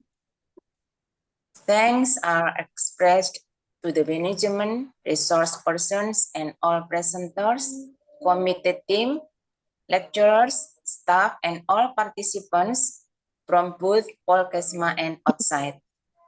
Until we meet again at the next event, which is better and better, always take care of your health so you can enjoy a prosperous and happy life. Finally, words, we apologize more or less if there are deficiencies during the implementation of this activity. Hopefully, they can always be corrected in the future. Thank you. Wassalamualaikum warahmatullahi wabarakatuh. Good afternoon. Waalaikumsalam warahmatullahi Salam warahmatullahi wabarakatuh. wabarakatuh. Good afternoon. Healthy greetings to all of us. Thank you, and I return it to the moderator, Ms. Anandayu Widyastati. Okay, thank you so much, Dr. Nurul Hakimah, for the closing statement. And here we are. We are already on the last part or the last session of this conference. So finally, we would like to thank for all the speakers and the guests for the insights they have shared for these 2 days. And we also send our gratitude to all the moderators that already accompanied us for these whole days. Duduk di sini, jangan duduk di We also hope that this conference can provide additional information for all the participants. We also hope that this event will inspire the participants to develop their research topic. So on behalf of the committee, I would like to thank all the participants for the attendance. And we apologize if during the event there are some inconvenience. So thank you. Good afternoon and see you again in other occasion. Wassalamualaikum warahmatullahi wabarakatuh. Waalaikumsalam warahmatullahi wabarakatuh. Thank Terima you so kasih Bu much. Andayu. Thank you, Dr. Nur Ya, Rahman. sukses semua ya. Thank you so much. Terima kasih kehadirannya. Nurul, Bu Ana. Ya, terima kasih. Sukses. Oke, live dulu. Ya, Pak Nur, terima kasih. Kami izin untuk end meeting ya for all. Ya, thank you. Okay, thank you. Ya. Selamat sore. Terima kasih, sukses panitia. Iya, terima kasih. Terima kasih.